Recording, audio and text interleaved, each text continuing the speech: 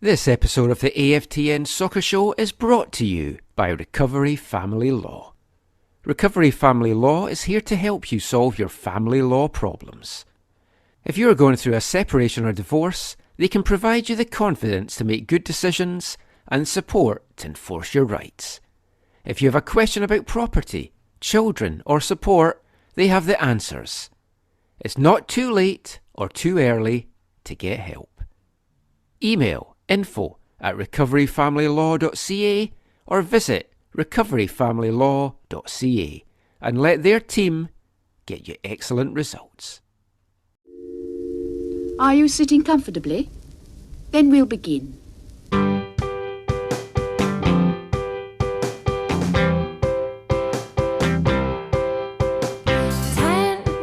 minutes left. Yeah, but there's still some time. It's not the final score. We need more than the numbers we're given. Show us you live and breathe the game. You're more than a name. That's what we came for. We can bring you more than the score. Every story. Let's take this thing off of the field into the real world away from the numbers.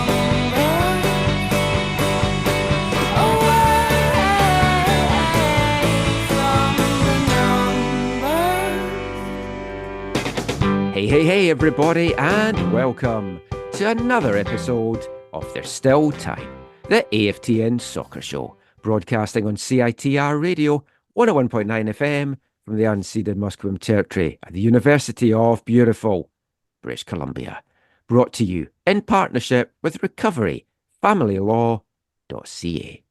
I'm Michael McCall. And I'm Felipe Vallejo. And we've no Zach this week. Zach is otherwise engaged with a few things, some unforeseen circumstances, but he will be back on the show soon. But we have got the ideal, if not better, replacement, some would say. I wouldn't go that far, Felipe, but welcome back to the show. Thank you for joining us this week. How's your week been? How's it been since we last spoke? It's been good. It's been busy. It's crazy to when things get going, they really start to get going. And it feels like now with international football starting to creep into our lives with Euro, Copa America's coming and everything, feels like there's football on every day. And on one hand, it's amazing, but on the other hand, it gets a little bit overwhelming in terms of it. There never feels like enough time to watch everything. Yeah. It's like I've been finding myself like some of the Euro games just fast forwarding through them because it's like I don't really care too much about this game. I'll just kind of stop and see any of the highlights or whatever. I mean, it's a feast of football, as we always talk about, and we'll talk a little bit Euros. We'll talk a lot Copa America in this show. We'll talk Vancouver Whitecaps and MLS and WFC 2 as well. I'm just back from a very interesting trip to Kamloops. First time ever going to Kamloops. First time at Hillside Stadium for League One BC as Rivers played Burnaby. I mean, the games were highly entertaining. Check them out in the League One BC YouTube channel. But my trip there was insane. So I'd seen a couple of days before that there was a snowfall warning for the Coquihalla. And I was like, that's a bit weird. Looked at the weather, temperatures, and I was like, oh, that's going to be fine. But my trip to Kamloops, I literally went through snow, hail, sleet, rain, fog, and a little bit of sunshine. It was like everything in the kind of 3.5 hour journey. And yeah, it was a crazy trip. It was a nice trip, but I mean, it's weird to think that it's June and we're having the weather that we are. I'm wrapped up in a big heavy jacket just now. I'm cold in the house. Yeah, I was thinking about that as well. I had my team's first preseason game I yesterday. saw a big victory for you guys. Yeah, it was a really nice game, 4-0 win with a brand new squad. We had a proper tryouts and everything. And it was a lot of fun, and now Nice. we're very excited for the new season. But it was weird because yeah, we when we planned this preseason friendly a few weeks back, we were expecting a nice sunny June day, proper, football match where in the beautiful BC weather, and instead it was rainy and it felt like it was March instead of June. And even one of my players who's originally from Spain looked at us and dead serious said, "When does it stop raining here?" And it's tough to try to explain to him that we don't know. I've had that discussion with players that's come to the Whitecaps in the past and jokingly said to them, "Oh, it does stop raining. Trust me, like when it's January and February and it's just like absolutely bucketing it down. But I'll be complaining soon enough that it's too hot." So, Mm, I mean, yeah. I might be going back to Kamloops for another featured game in mid-July. So I think I'm going to have completely different temperatures when I go back the second time around. But yeah, it's just been a busy time. I had those two games I was calling on Sunday. Got two featured games out at Cloverdale I'm doing on Wednesday, then TSS, a couple of games on Friday, then heading down to Portland. I realised it's my first MLS away trip in 5 years. I've not been down post-COVID, not from any reason apart from just being so busy. The dates haven't aligned due to League One commentary or UBC commentary or not having a passport and able to leave the country earlier this year. So I'm looking forward to that. And then you've got a big trip coming up that we'll talk about in part three as well. And then we've got the trip to the island for the Canadian Championship that we're both hoping to take in. So yeah, definitely a lot of football. It's just finding the time, as you say, to watch it all. Yeah, it's there's so many trips that we're gonna try to do and so many games that we're gonna try to watch, and it's just about our time and money. It's always about time and money what it comes down to. Yeah, that is very much true. But well, let's talk about the latest Whitecaps game in this part. We'll talk Whitecaps and MLS because after a 2 week break, the Whitecaps got back into action, travelling out east to Foxborough, Massachusetts to take on New England Revolution. I mean, the team that's bottom of the East, bottom of MLS. They're averaging less than a goal a game. You've had a 2 week break to be rested. What could have gone wrong, Felipe? I think exactly what went wrong is what could Yeah. have gone wrong. I mean, it did look like a Whitecaps side, like talking about weather, because our Mm. good friend Harjeet Johar was at the game. And I know it had been bucketing down when she arrived there on the Friday, but I'd asked her like what the weather was like because the Whitecaps players by the end of the game looked absolutely exhausted and dead on their feet. So I don't know what the humidity was like. It was only about I think she said it was about the 20 mark Mm. for game time, but it looked like it didn't look like they were coming off a 2 week break. They just looked exhausted. Yeah, I mean, we saw a little bit. Like I saw some of Har's photos of the area surrounding, and it did look like it was. It just looked a little bit humid. And I saw that the weather was not too hot, but like you mentioned, around the 20s. But yeah, you're right. And honestly, not even by the end, I felt like early on in the second half, like even when the players came back on, they looked a little bit more refreshed, but they still looked like a few of them were huffing and puffing. And I thought it had to do more with the fact that they had a bit of a 2 week break. And, I feel like when you're playing so many games Mm. like the Whitecaps were, having a stop for 2 weeks, kind of like I always feel this way with international breaks in general, but you just kind of dip your level a little bit and it takes a little bit of time to get back into it, especially when you're used to go, go, go, go, go, like every 3 days, every 6 days a game. So I thought that was the case, but maybe the humidity did take a little bit of a toll Maybe. on the players. I mean, we've had it before with the Whitecaps when they've come back from the international break and they've looked a little bit flat. This, for me, was overall was a disappointing performance. And we just seemed to have very little spark. And I know there had been some changes. Some were enforced. Alexandra Shop had come down with a bug when he was away in Mexico and wasn't good to travel. All I can say is thanks, Scotland, for not calling up Ryan Gauld, because I do not know what this team would be like without Ryan in it right now, and especially in this game where he carried that team on his back and he really needs some help around him, which we will come to. But just what are your overall thoughts quickly to start off on the game, on the performance? We scored twice, three goals were given up. You could argue the first and the third on another day might not have ended up in the back of the net, but on this particular day they did. Just what did you make of it? Yeah, like you mentioned, I thought it was overall a disappointing performance because they started, I think, pretty strong. Obviously, the first couple of minutes is just both teams feeling each other out, but then, I think Krylak got a pretty decent shot on target inside 5 minutes. I thought, okay, that's the first time that he has a start in the team since I think March, Mm, and I was curious to see how we would go with Brian White because two kind of target men strikers, sometimes that doesn't work out if you want to have a little bit of pace in behind, but both of them are really good in the build up. So I was curious to see how they would work. And it looked like early on there was had some signs of maybe that they were going to be able to connect with the other players as well.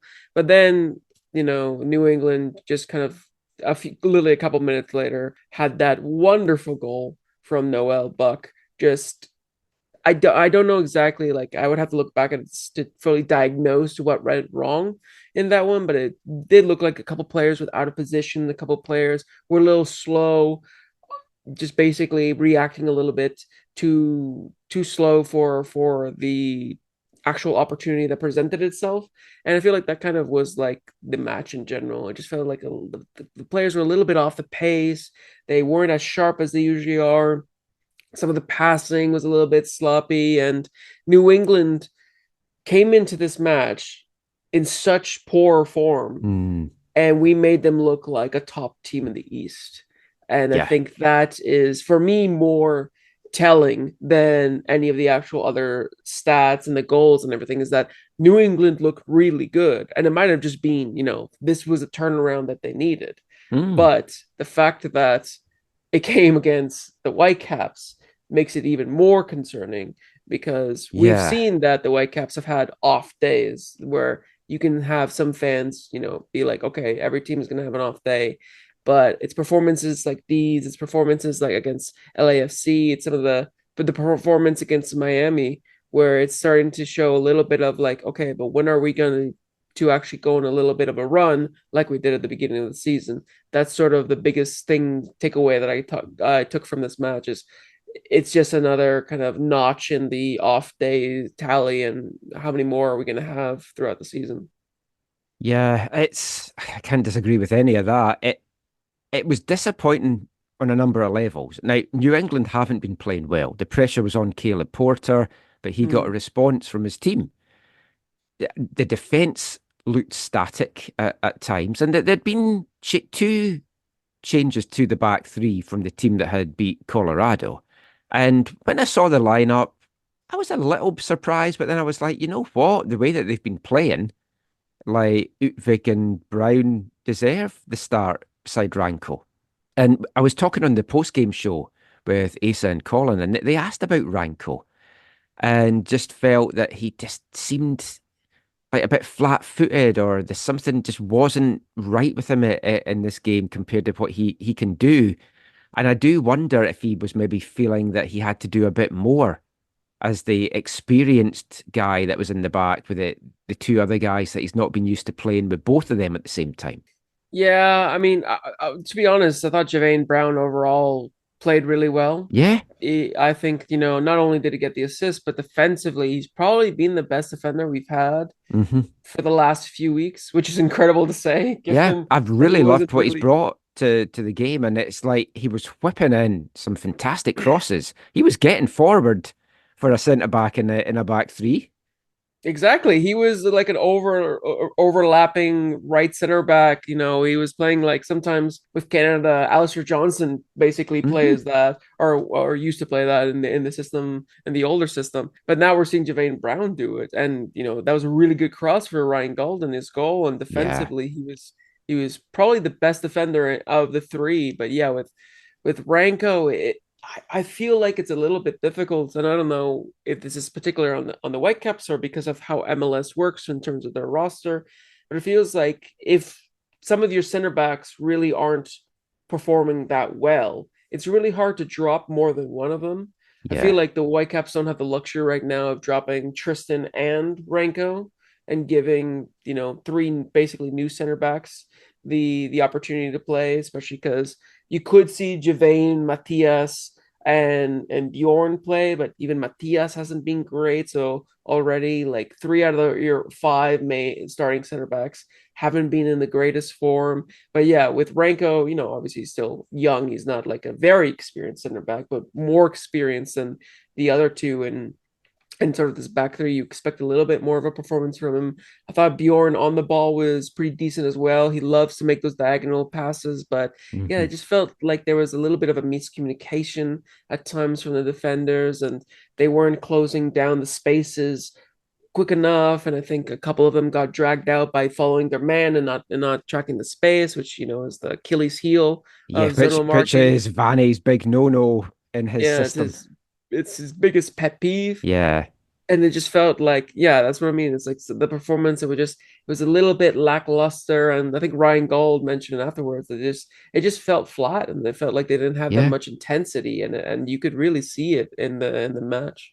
I mean, the picture Har tweeted out of Ryan before the post game started, he just looked so down and fed up. And of course, that was coming on the back of having watched Scotland the day before. I think lots of Scottish people had that look the following day. But like the lineup, because of what it was, I looked at it. I quite liked the bench because I was like, there's difference makers on the bench that can come Hmm. off. But we had some good attack on the bench, and we had a lot of defensive strength on the bench. But it felt like there was no one in the middle that if you needed to change things up, shake things up a little bit in the middle of the field, we didn't have that option on the bench. And I think we kind of did need that in the end. If we quickly talk about the goals, the first one, as you said, from Noel Buck, absolute beautiful strike, about 20 Hmm. odd yards out. Takaoka, not a chance to get to that. And it just all came from a block from Utvik that just fell to him. Now, you can take that shot 10 times. How many of them's going to end up in that top corner? This one did. So you've got to give him credit for what was a fantastic strike. But that lead only lasted 6 minutes. And as you mentioned, Javane Brown, lovely crossing from the right, great header from Ryan Gold. You've got to say, though, you should not be beaten by a header from about 12 to 14 yards out like that from a small Especially at guy your near that's not post. even off the ground.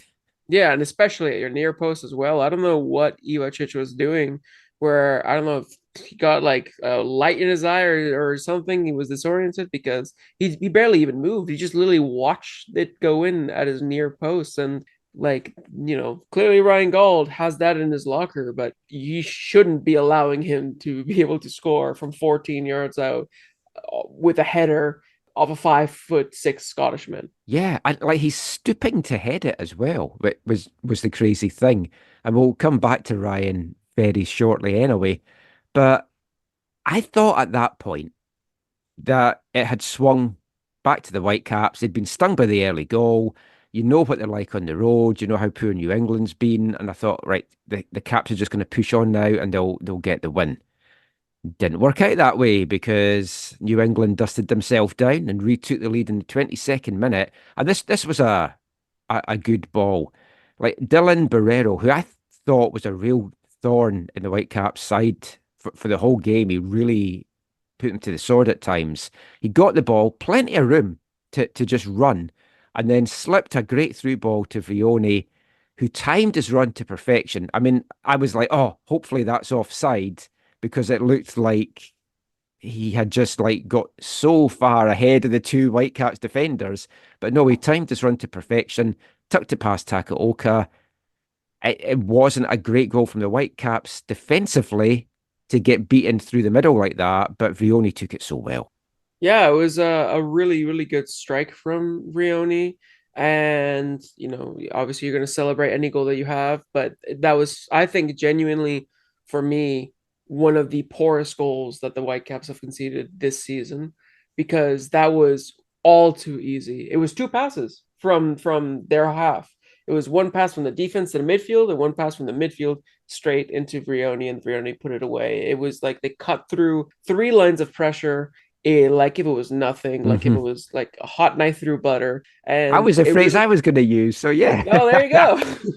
But it was really like a goal that I think genuinely, and I know we're probably gonna talk about this. If you had a certain Paraguayan defensive midfielder there, it Yeah. would not go through because the gap between the midfield and the defense was so large that it allowed the space to facilitate that kind of play, even if it looked easy with just two passes, but there's so much that goes into it because of what the opposition Hmm. allows you to do.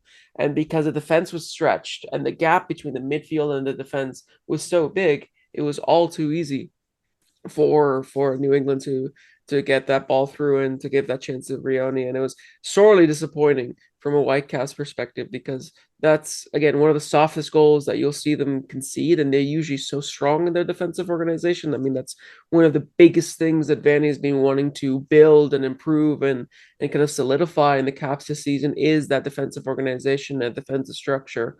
And it all fell apart in that one moment and it cost them dearly. And yeah, sorely disappointing because that's not what you usually see from them. Well, I mean, you touched on it there. Let's just talk about it. The absence of Andres Cubas. Now, who knows how long we're going to be without him? I mean, if Paraguay go deep in Copa, and we'll talk about Copa in part three, but if they go deep, we've got him away for probably at least 3 weeks, maybe longer, depending on how their tournament goes. And we know that the Whitecaps without Cubas is a whole different animal. The opposition know that the Whitecaps without Cubas is a whole different animal as well. But Sebastian Berhalter, who I thought the last couple of games going into the break were some of his best games as a Whitecap, seemed to have really hit his groove. Those games were beside Cubas on the Hmm. whole. And when Berhalter is beside Cubas, Berhalter is a completely different player to me. And when he's not, I don't know if he feels that he has to do too much or like he was playing in a more advanced role. And he was playing a little bit out wide and he seemed to be thriving in that. But filling in for Kubis, it's a big, big dip. Yeah, and I feel like it's the roles and like that they have to take because why they work so well together is that Kuas is the grittier of the two. He's the one that can sense danger quicker. He's the one that can go and tackle harder, and it allows Berhalter to obviously still be a defensive midfielder, but not have to deal with so much of the dirty work. And he can be a little bit more involved in the actual progression of the play, and he can be focused more on the dangers in front of him, but that rather than when the danger is behind him, because when the danger is behind him, you have a janitor, which is in Mm. Andres Cuas, who will clean those things up. And without him, Sebastian Berhalter has to sort of take on another role, especially since, there are times where he's playing with midfielders that aren't, if you're playing in a 3-4-3, he only has one other midfielder with him. And they're usually the more attacking midfielder, whether it be Pedro Vite or even Shopfy when he's in the middle. So he is then tasked to be the sort of janitor, and he's not as adept at as Andres Cuas is at that. And so for him, he's going to have to. I don't know if he's going to have to kind of accept the fact that he isn't Andres Cuas, and he's going to have to figure out different ways for I him to think still Vanny has be. to accept that he's not Andres Kubis and possibly work Yeah, out different ways of playing. that's true. I feel like, yeah, it's also obviously on Vanny and the way that he chooses his squad. I feel like if he puts three players in the midfield, has Sebastian as the anchor and two players ahead of them that can also help out a little bit defensively, it'll take off a little bit of the pressure on Seb to be able to, do the Kuwas role. But yeah, I think it's mostly a case of less on Berhalter and what he can't do, and more on Andres Cubas and what he can do. Because almost in every match that I've watched, while the spotlight might not be in him, and the spotlight is usually on Galdi and all of these other players, he is probably one of the most underrated players in the MLS, just for in his position, what he can do. When he's on his game and when he's not, you kind of notice him a little bit more. He's one of those guys that when he does well, you maybe don't notice because Mm. it's not always the sexiest position that he's doing. But then when he isn't doing well, it's a big glaring, oh, it's him. And he did have a part to play in what proved to be the winning goal. But I'll rewind 5 minutes before that goal. Great chance for the Whitecaps in the 35th minute. Brown again whips a great ball in, and Brian White did so well to get onto it. But I mean, am I just being harsh and saying that's what a striker needs to put away, or should I give some credit to the keeper for coming up with that point blank save? I think the credit has to be given to Ivacic there because he closes them down so quickly. And from that angle where you're trying to kind of flick it up and over the keeper, it's always going to be very tough. Obviously, there are players that can score it, the best of the best. But for most, strikers that aren't at that upper echelon, it's a very, very tough, shot to do. And sometimes maybe you'll think that you'll try to do it with a little bit of flair, maybe a little bit of a back heel or something. But in the moment, it's so hard to be able to think of that. And in those Yeah. high pressure moments, I feel like at that point, it's not even about your decision making, it's more of just your confidence because these minor details in a chance like that, just where you hit the ball, how you hit the ball. It's not even just on your own ability, but just how do you feel in that moment to be able to do that technique? Do you have it in your locker to be able to chip the keeper in that situation? That's something that I think is kind of plaguing Brian Wright right now is just his a little bit of a low confidence. It's something that even Vanny mentioned in the post match. He said the Mhm. real Brian would have scored one of those couple of opportunities that he had in this game. But we know the real Brian is a Brian that misses a lot of those opportunities before he puts one away, unfortunately. And like a vital save, a costly miss, however you want to look at it, it was punished 5 minutes before half time. And Berhalter's the unfortunate player that the ball takes the deflection off. But you've got to give credit, and I'm going to butcher his name here, to Bajrak Tarovic. Maybe that was not too bad. That sounded pretty good. He took a nice touch inside to make room to get the shot off. And he had Martins in front of him, takes a little touch inside, and it just hits Berhalter. Now, 9 times out of 10, that's just going to fly up in the air and land on top of the net or go over the bar. But it just looped beautifully. And again, Takaoka didn't really have any chance on that one. It's 3-1 to New England, and you're like, oh boy. Going into the half with a 1 goal deficit, totally fancied us to get back into it. I didn't at all when it went to 3-1. Yeah, I felt like that was kind of the goal that killed us off in the sense where you could sort of see that the team was starting to play a little bit better because honestly, the second half I felt like was worse than the first half in terms of the way that they were playing. Mm.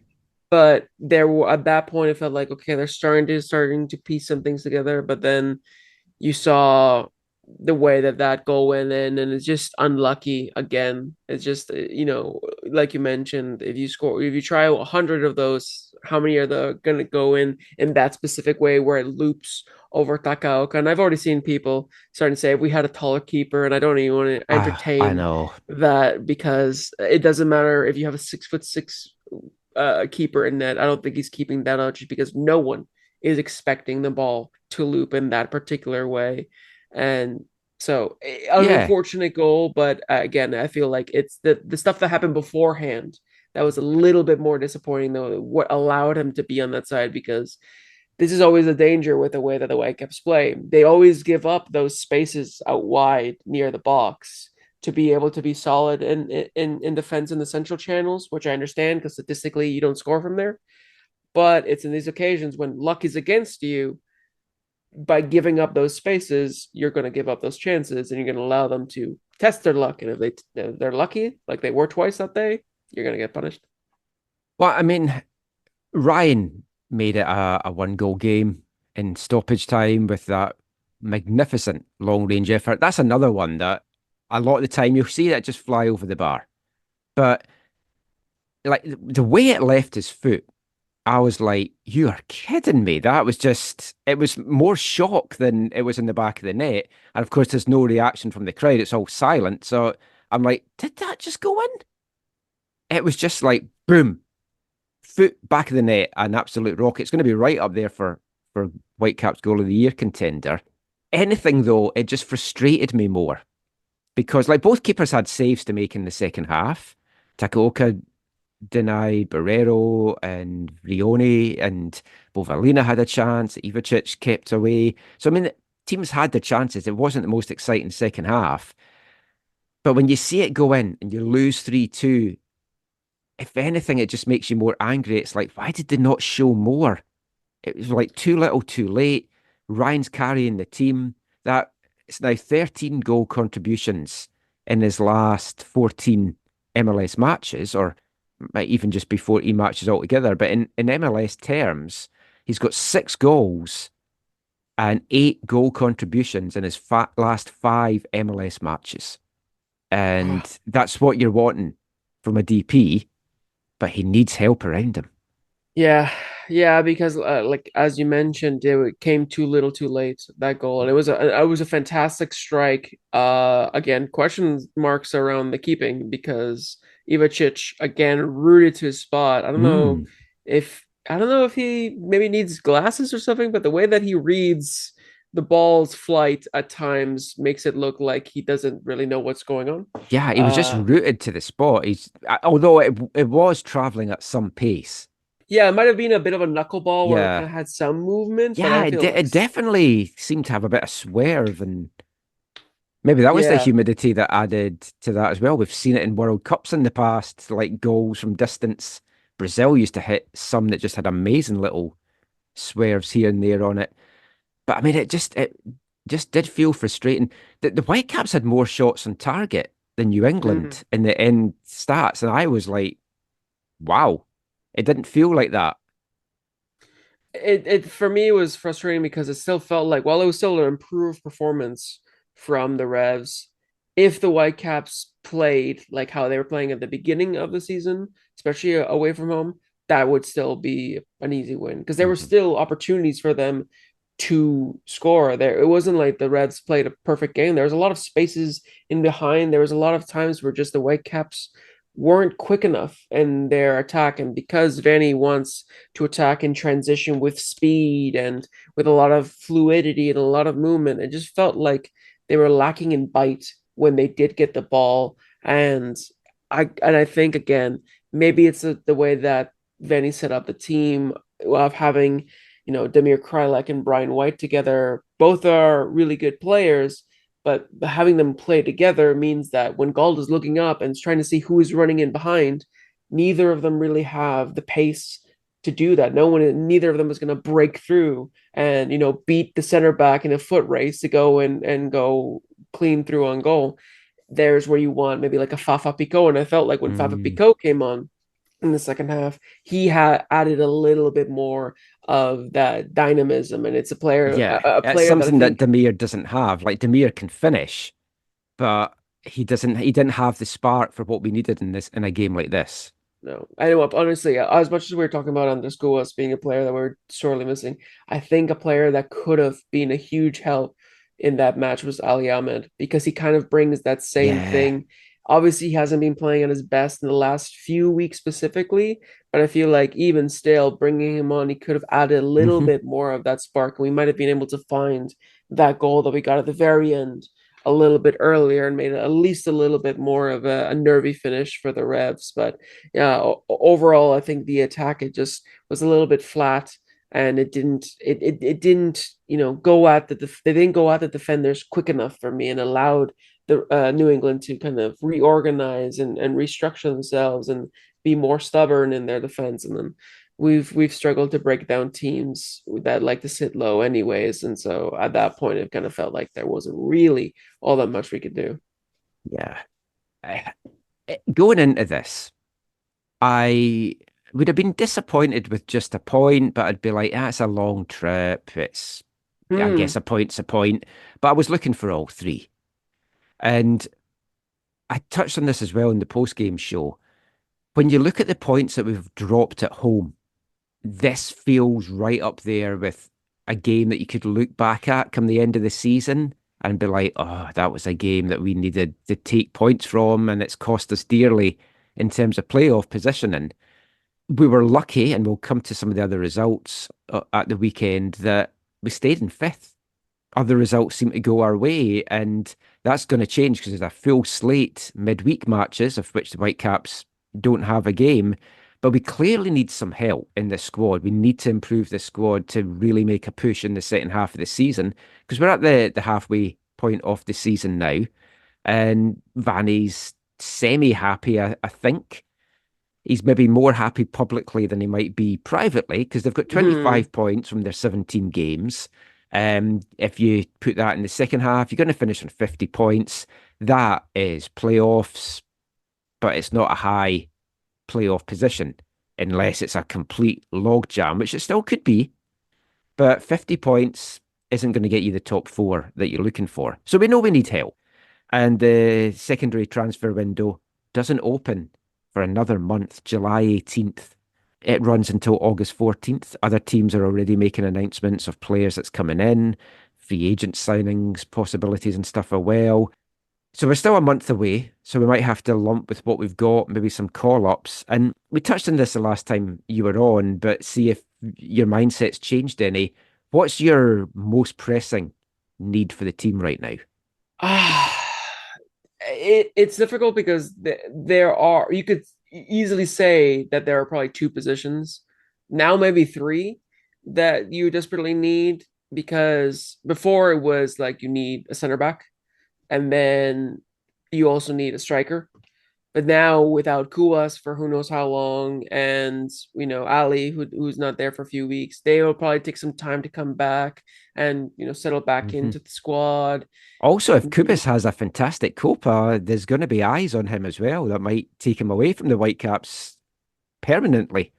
yeah, and that would be disastrous, because then we would quickly find out how deeply the Whitecaps need a player like Kubas, and how screwed they would be without him, because he's crucial to the way that the Whitecaps play, specifically defensively, and when they're in transition defensively, he is huge for them, and not having him around would probably lose them a few more games than they might have not lost had he been in the side. But I feel like overall I would still probably say a striker, Mhm. just because as much as I do like what Fafa brings, and I think Demir is a good alternative to Brian White. I don't like playing them two together, and Yeah. I do like Fafa being in the squad, but he isn't always as impactful every game, and that might be because of the fact that he's a bit getting up there in age. I feel like He if you also bring just in, returned from being away with Haiti as well, like late in the week. So you've yeah, had it's that true. travel and then traveling east. So it made sense for him to start on the bench. I feel we need somebody that is going to not make Brian a permanent starter. And it's somebody that we can be like, okay, we're resting Brian, he's not in form, we'll bring him off the bench. Let's have this guy. So I think, yes, striker for sure. Centre back I could live with not bringing Hmm, another one in because we do have a lot, and Javane Brown stepped up and Outfix it's looked true. good. We need a central midfielder, Yeah, an attack-minded central midfielder to take some yeah. weight off Ryan's shoulders. I also like Ryan up top beside Brian, but that also feels a bit of a waste because we've then lost his creativity in the midfield. Yeah, and I feel like looking at Ryan's season so far in terms of statistics, obviously he's been very, very good, and his goal scoring output has been really, really strong, and it's something that for him he should be happy about, because that's something that last season, in the last couple of seasons, he's had an issue with, is actually starting well, because he usually starts to pick up, these goals and assists around this time is where he starts, but he's already been doing that. But I still feel like at times, and I've talked about this with some other people, like his passing hasn't felt as crisp in the Mm. last few matches, like in the last few month or so. He's not, like, he's creating some chances, of course, but I feel like there is another gear to him that he hasn't really been able to hit in terms of playing that actual 10 role. The biggest thing that he has is that he works so hard that he can make up for it, and he pops up in places that maybe a couple other players won't pop up, because he doesn't let the play die. He will keep going for it, and he'll keep going for it. And he has the quality to be able to come up with big goals like the one that he just scored at the very end, where a few other players would be thinking about the pass, and he said, let's just have a hit. Yeah. and he struck it beautifully. And And I like his feel whole like, attitude though is what you want from any mm, player, never mind a DP. It's like it's team first. And it's like I don't care if I score or not, as long as I don't care who scores, who gets the assist, as long as we win.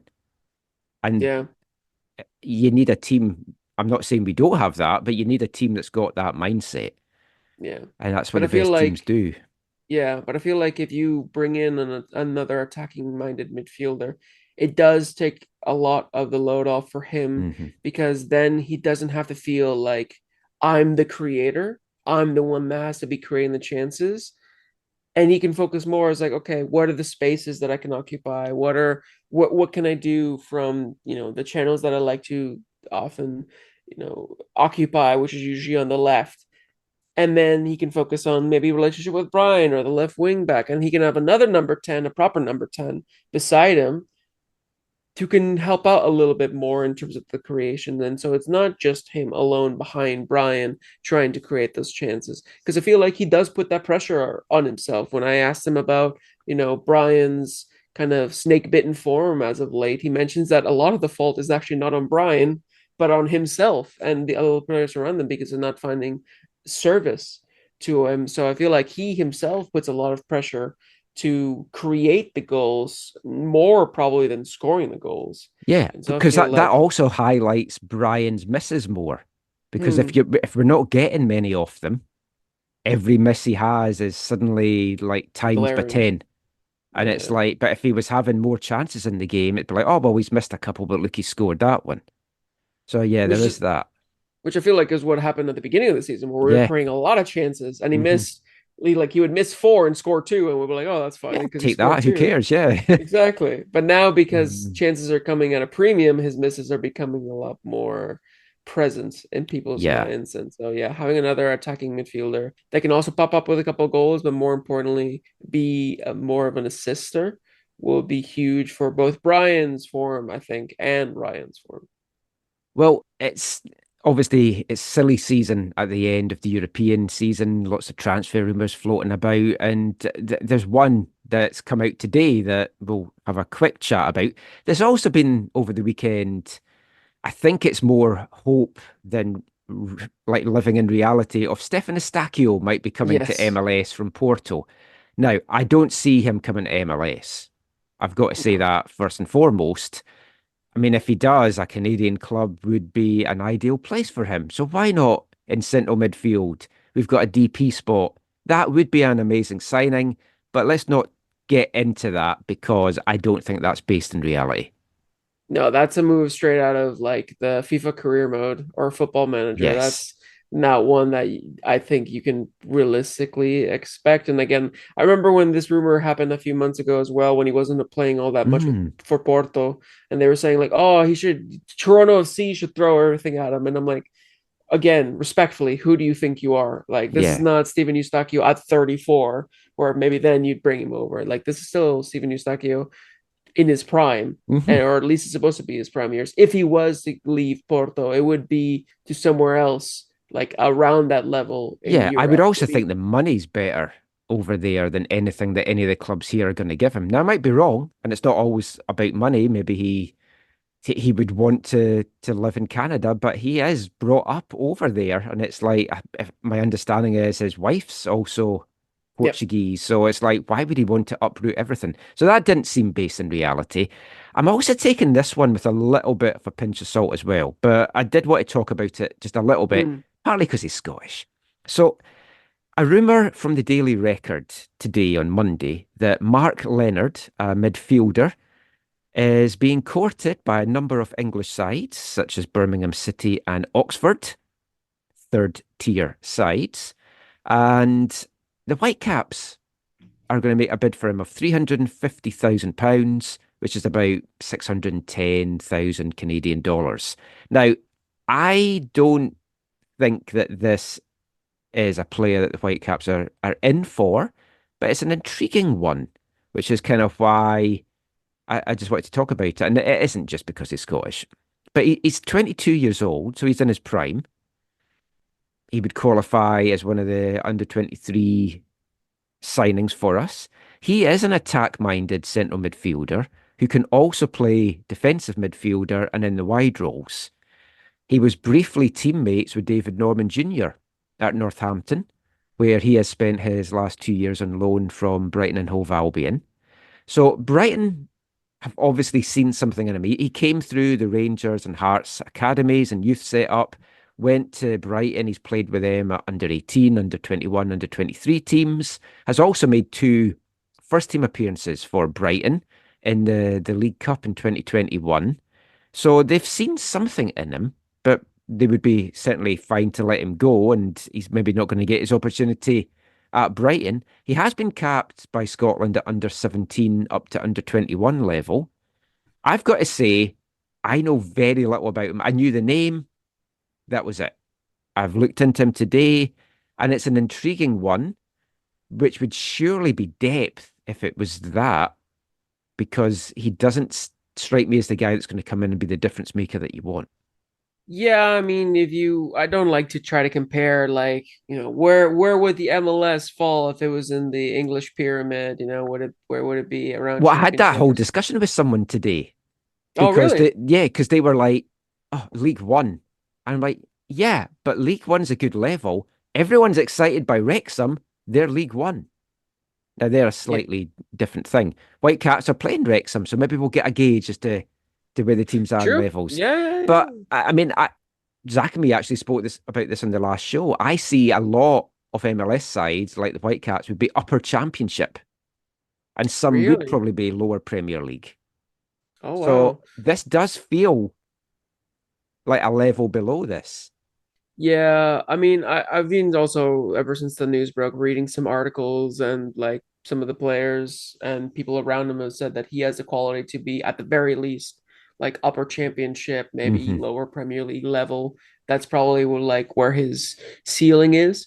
But I mean, you see what he's been able to do in Northampton. He's played every single game for Yeah, Northampton Town the last 2 seasons. He six was goals, 7 assists.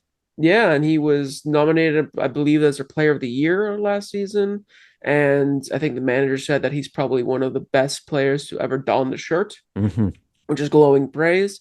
Yeah, So because Northampton's honestly, a very old club. Now, folk will be like, "Oh, who the hell are Northampton?" They've got a proud history. They've never been at the top level, but they're a very well established club.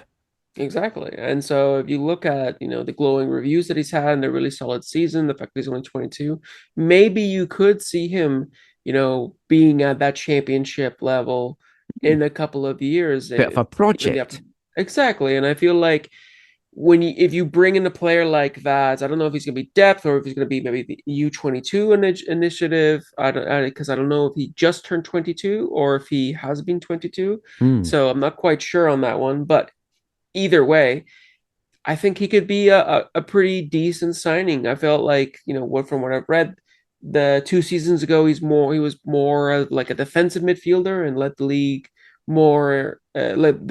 or was up there in the league in terms of like interceptions and tackles. And then Hmm. last season, he was kind of pushed further up and created the most chances in his side out of anybody at the club. And so I feel like he was probably one of the best players at the team. So coming into the Whitecaps, coming into MLS, obviously you have to give them some time to adjust. And we've seen that new signings in a system like this that's so highly organized and so complex. Sometimes it takes more than a few weeks. Sometimes it takes a season or even that to Yeah. fully adjust. You look Well, I at mean, Matias look at Laporta. Bovalina as well. Mm, It's like a lot of folk will think, well, A-League's not a great level, and a lot of A-League players land in the CPL. But he's come in and he's had some really good flashes. I just when I read this morning, it just felt more like an agent was just throwing another name out there to turn the heat up a bit on like Birmingham and Oxford or any English clubs that might be watching him. But maybe not. Maybe we have scouted him. Maybe Ryan's agent might know him, or mm. there's some connections there. I mean, he's had a good grounding at Rangers and Hearts youth wise, so he's obviously been a good prospect to also pull in the Scotland jersey at youth level as well. So it's an intriguing one. It's not what you're wanting, I would feel, to bring in to be your difference maker in the midfield.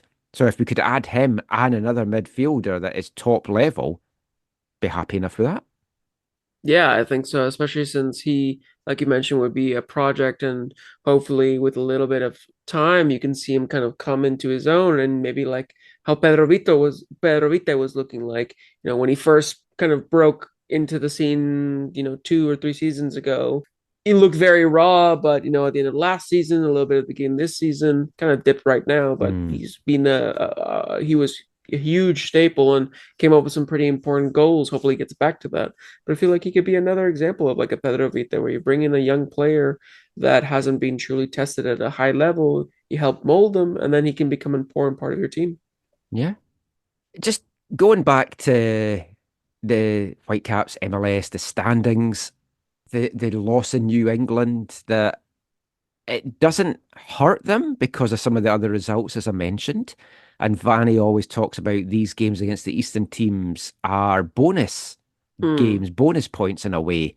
But you look at the fact that it hasn't hurt them, and 3 points at the weekend would have given them a nice little bit of a cushion over some of the clubs. So they're sitting in fifth.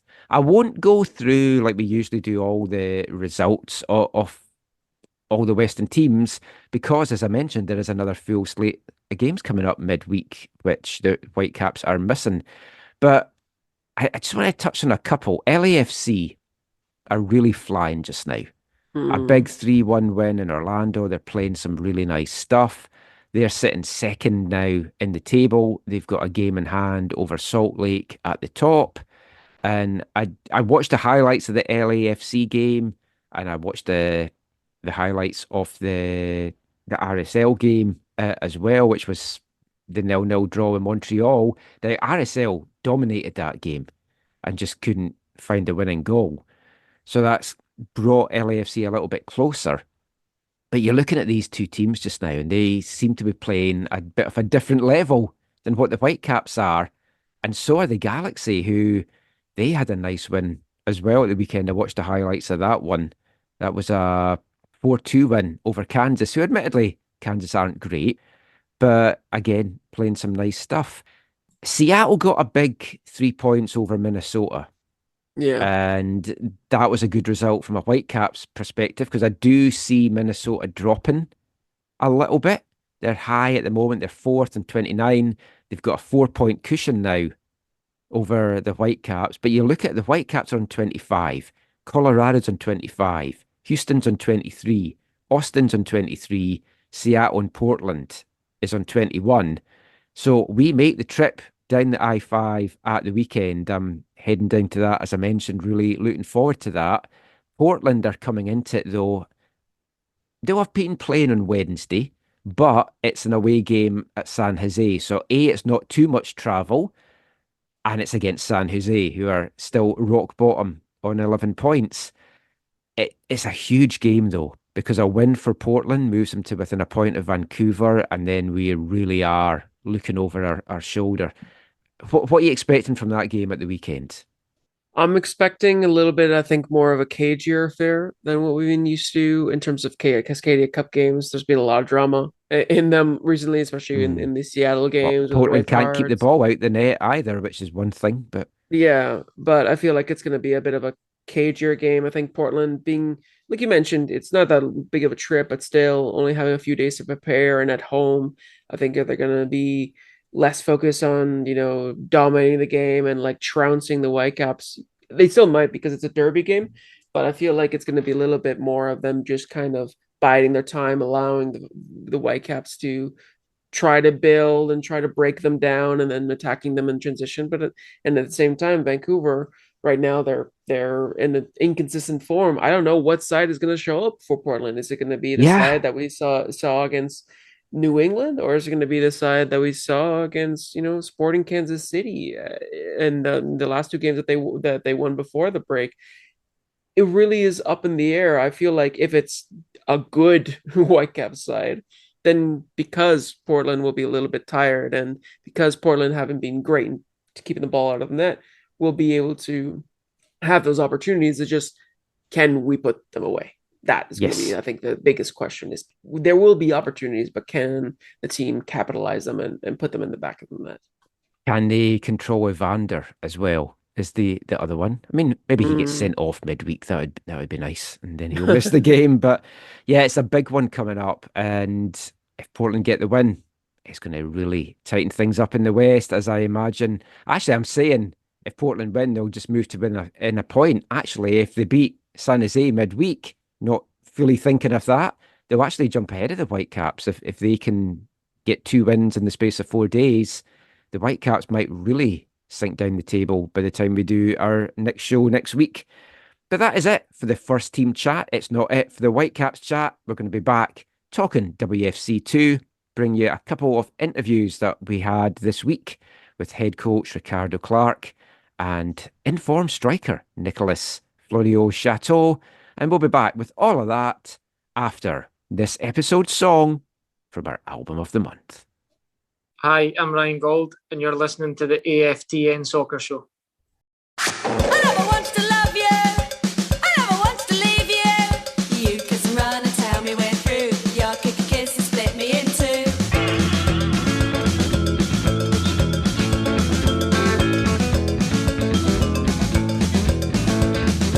I never want to love you. I never want to leave you. You kiss and run and tell me we're through. Your kick and kiss and split me in two. I never want to hurt you. I never want to hate you. Hey, it was fun to something to do. You kick and kill with that attitude. Now you're gone, I'm not sorry. So don't think that I'll even worry. You're so done, you're a disgrace. To treat love as if it's just kiss chase. K-class kiss chase. I never wanted to kiss you. I never wanted to curse you. You kiss and run like it's something new. Your kick and kiss is poison untrue. I never wanted to make you. I never wanted to mock you. You're not the one who's worth talking to. You kick and kiss me now and you're through. Now you're gone, I'm not sorry. So don't think that I'll even worry. You're so dumb, you're a disgrace. To treat love as if it's just kiss chase. K-class kiss chase. Welcome back to the AFTN Soccer Show on CITR Radio 101.9 FM. Brought to you in partnership with recoveryfamilylaw.ca. And kicking off this part, it's our album of the month here at AFTN for the month of June. Oxford English band Heavenly. And that is the 4th track on their 4th and final studio album, Operation Heavenly. That was K-Class Kiss Chase. We'll have at least one more song from Heavenly to bring you this month in next week's show, but we're going to get back to the football chat just now, and we're going to keep the Whitecaps chat going as we turn our attention to WFC2, who are in a very rich vein of form right now. The Whitecaps' second team have just wrapped up a 4-game homestand at Swangard Stadium. 4 straight wins, beating LA Galaxy 2 1-0 on May 26th. The Town FC 3-1 on June 2nd. LAFC 2 4-0 on June 8th. And most recently, this past Thursday, a 4-1 victory over Minnesota United 2. 12 goals for, just the 2 goals against. Oh, what the first team would give for some of that goal scoring action, and also defensive play as well. 9 different players have found the back of the net for WFC2 so far this season, and leading the way with 5 goals and 3 assists is Canadian striker Nicolas Fleuriau Chateau.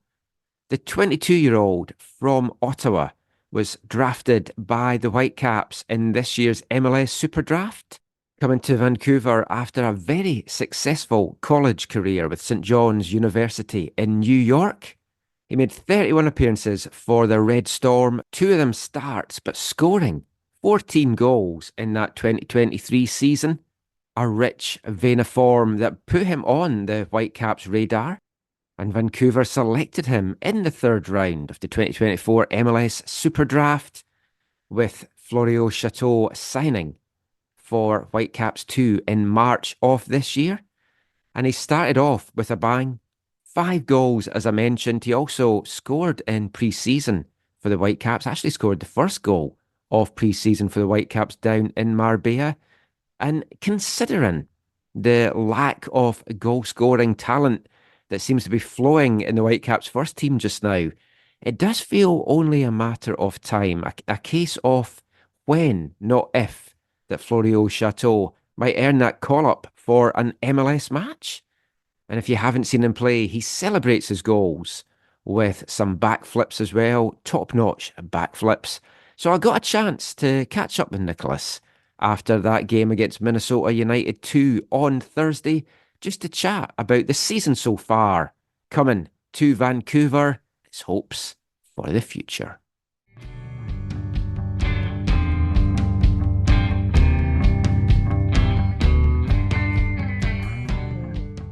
So, Nicolas, first time that we've had a chance to chat to you. How are you finding life in Vancouver?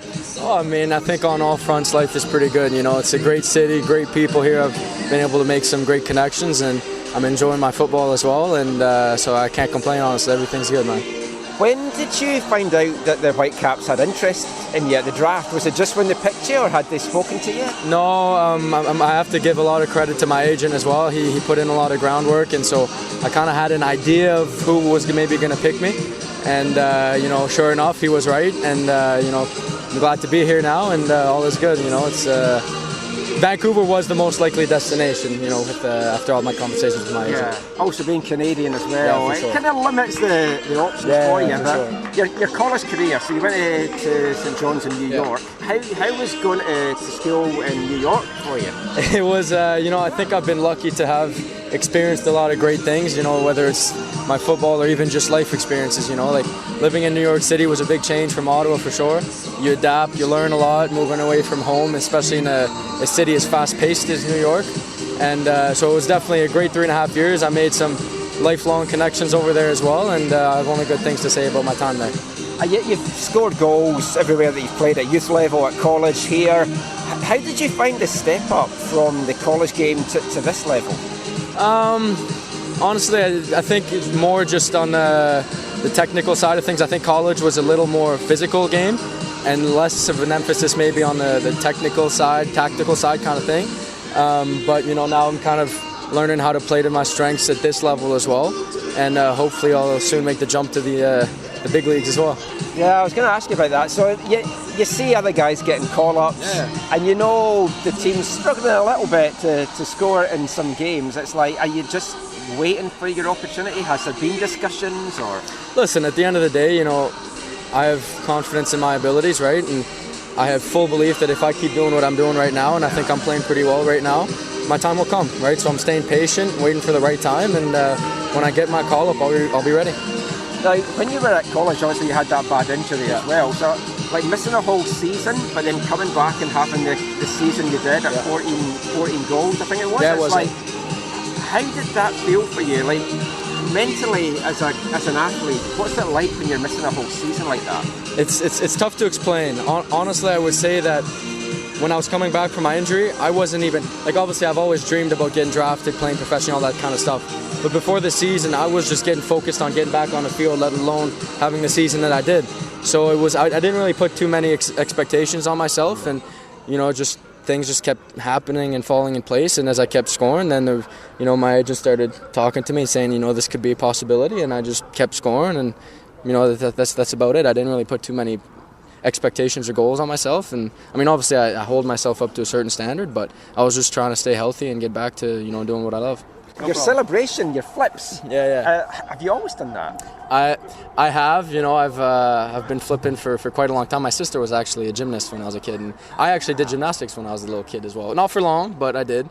So she actually critiques my form. She says it's terrible form, but, you know, I kind of do it to annoy her a little bit as well. So. Does Rico not tell you, like, do not injure yourself doing those flips? No, my parents do though, for sure. Okay. So that's why I didn't do it today. I just didn't want to risk anything today. The ground was a little dry, so I didn't want to slip or anything. But yeah, this team started a little bit up and down, but you've really hit the groove now. This 4-game homestand, 4 wins. aside from scoring lots of goals, you're keeping the ball out the net. It feels like you've started to really click now. Yeah, I think it took a while. I mean, we're a relatively new group, I would say, especially with myself, Elliot, Buster, 3 draft picks as well, and some new guys as well coming in, whether it's academy kids or whatever. It took a little while to kind of understand and play in the right system, and buying into what we have to do and playing to our strengths more, especially. I think that's kind of what we've been doing well right now, and just coming out with a little bit more intensity, right? Like even in the first half, we came out a little flat, and we spoke, okay, boys, we kind of have to step it up a little bit. And whenever we're more intense and play with more intensity than the other team, we seem to be doing better and getting results. And last thing, has your family had a chance to come out and see here? It's obviously not as easy as just jumping from Ottawa to New York, but have they got out yet? Yeah, they have, and they've absolutely loved it. So they were here actually not last game on Sunday, the weekend before. So they've been a couple times. The Vancouver. Every Canadian kind of hears about the beauty of Vancouver. So they were quite eager to come and visit me. So they were able to come, and we had a good time together for sure. Cool, awesome. Cheers, man. It's Thank been you a so pleasure much. watching you so Absolute pleasure, far. Mike.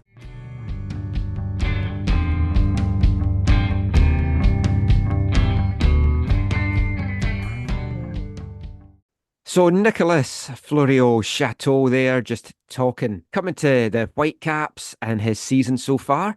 And he's had a great start to his Whitecaps career, Felipe. And I know you've been watching the games as well and doing some reports for the Caps off the games. What have you made of Fleuriau Chateau and his performance so far? He's a bit of a weird one because I felt like early on when we were seeing little glimpses of him, like in preseason at the beginning of the season, he looked quite raw, especially on the ball, and it felt like he was just kind of bundling his way through defenders. But I feel like he's sort of being able to weaponize that now in games, and his actual attack positioning has improved to be able to get on the end of these chances. But I don't know if he's just had a really big boost of confidence lately, but almost everything that he touches pretty much has turned to gold. I Mm. wasn't there in the last match against Minnesota, but against LAFC 2, he basically, the goal that he was like 3/4 turns away from the goal, and he just thumped it from just the edge of the box. And you would think a shot like that, in the way that he was positioned, that was just going to fly over, but he managed to actually get it on target and beat the keeper. And that just kind of proves the kind of player that he is, that he will put things into the back of the net, even if sometimes he does it in awkward ways. But I mean, the point of the game is to get the ball into the back of the net. So any way you do it, Yeah. that's what matters.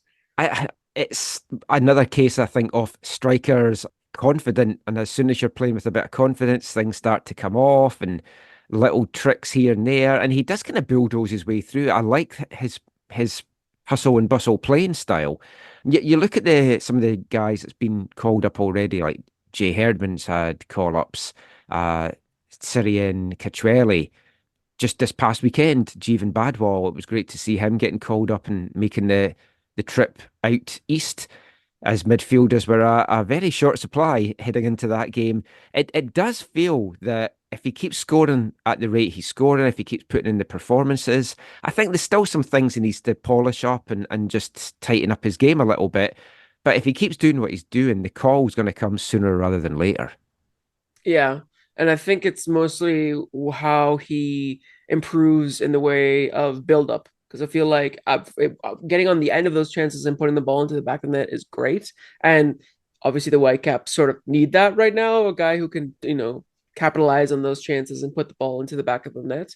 But I feel like especially in the way that the senior team likes to play with, the strikers getting heavily involved in their hold-up play, playing 1-2s with the attacking midfielders, and feeding it to the wingers out wide. You're gonna want a player that is capable of doing that to the level of a Brian White, who does that very, very well. It's just the goals part of his game right now that's struggling a little bit. I feel like if Fleuriau Chateau can do that a little bit more, then yeah, he can be another surprise package. And I don't know what it is about the Whitecaps Academy the last few years, but we keep sort of producing these not like young, good, up and coming strikers like Simon Betcher, Mm. Levante, and now Chateau. Yeah, they've definitely had a good eye in the draft picking these guys up. And just another guy that's impressed in the last couple of games has been Miles Morgan as well, who they picked Yes. up from TFC. And just the way he's been playing, it's hard to watch that and think, Why did TFC not keep hold of him?" I was actually speaking to someone about that, and they had said, I don't know what they're doing out there with TFC2 and TFC3, because he looks like a kind of guy that you would want to have kept around your system."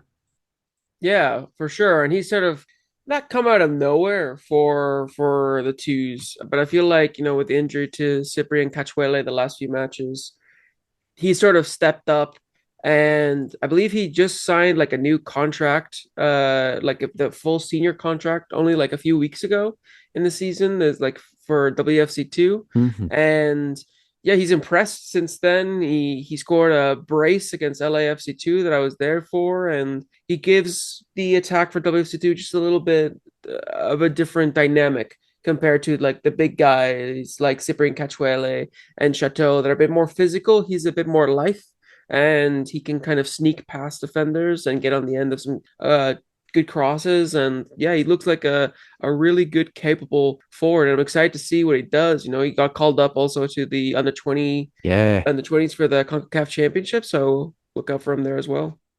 So we'll see what the rest of the season holds in store for Nicolas Fleuriau Chateau. Hopefully, he gets that first team call up. I would really like to see how he is and how he gets tested at that higher level. He's been an absolute pleasure to watch this season. As you heard there as well, a great guy to speak to off the pitch as well. And just in general, Whitecaps too are playing some lovely football just now. If you haven't had a chance to get along to see them, please do so. They're almost at the halfway point of their season. They're currently sitting fourth now in the Western Division and second in the Pacific Division after those 4 straight wins. 13 games played, 6 wins, 4 defeats, 3 draws, and 1 shootout win has them sitting on 22 points, and they're just sitting 4 points shy of Pacific Division leaders Ventura County. And the two of those teams battle it out this Sunday down in California. That should be an absolute cracking game to try and take in. Whitecaps at home next on June 30th, where they'll take on St. Louis 2 at Swangard with a 4 p.m. kickoff. And then if you can't make it along to that, July 14th is the next one. It's a Cascadian derby against Tacoma. Also a 4 o'clock kickoff at Swangard. But there's been a big turnaround in the team this year. A lot of the players that we saw in the first 2 years in the new incarnation of WFC2 have moved on to pastures new, many of them into the CPL. And the new crop of talent maybe had a little bit of trouble finding their feet in the early going. Understandable when there has been so much turnover on the team.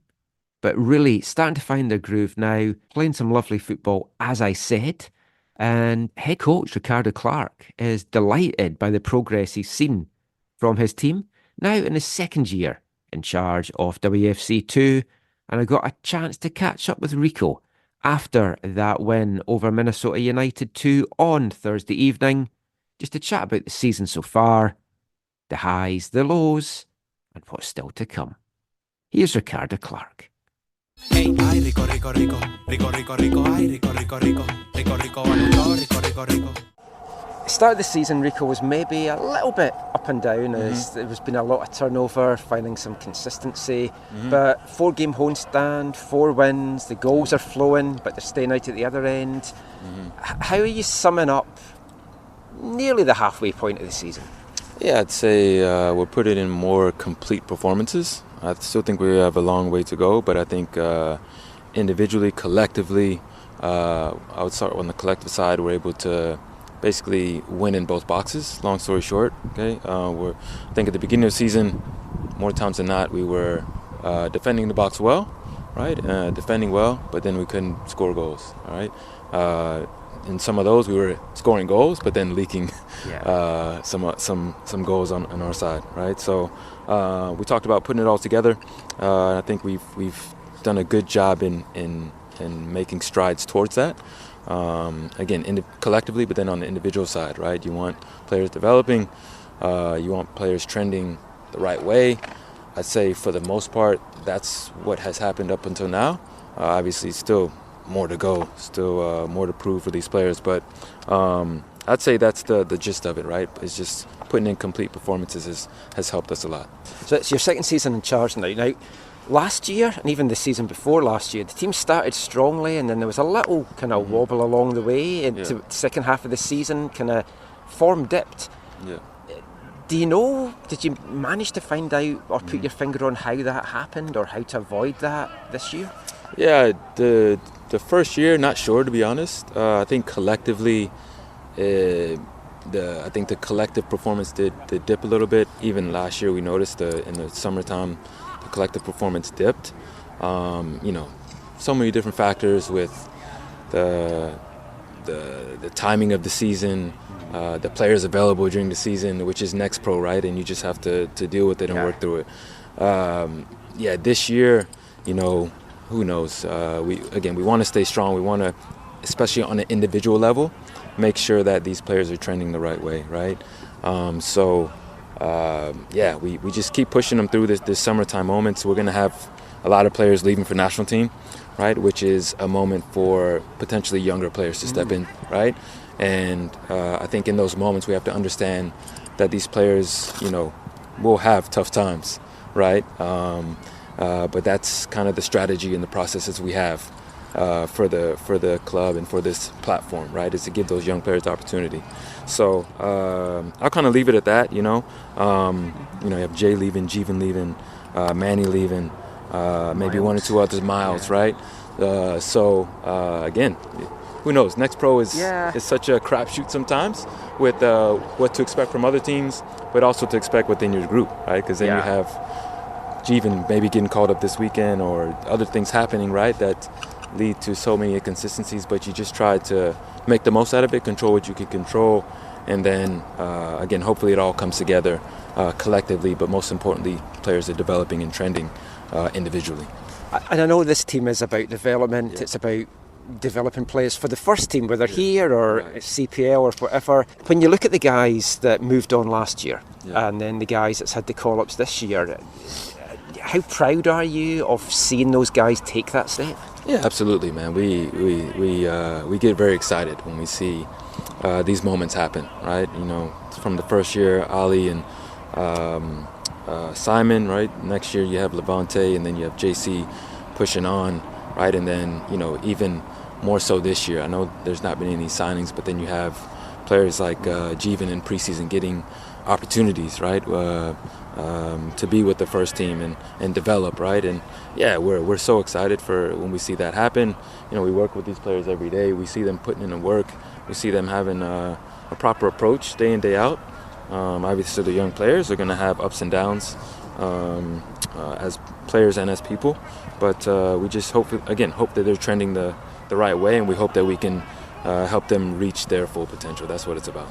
Talking about being proud, seeing your own son coming on, making his professional debut on Sunday, getting some minutes today.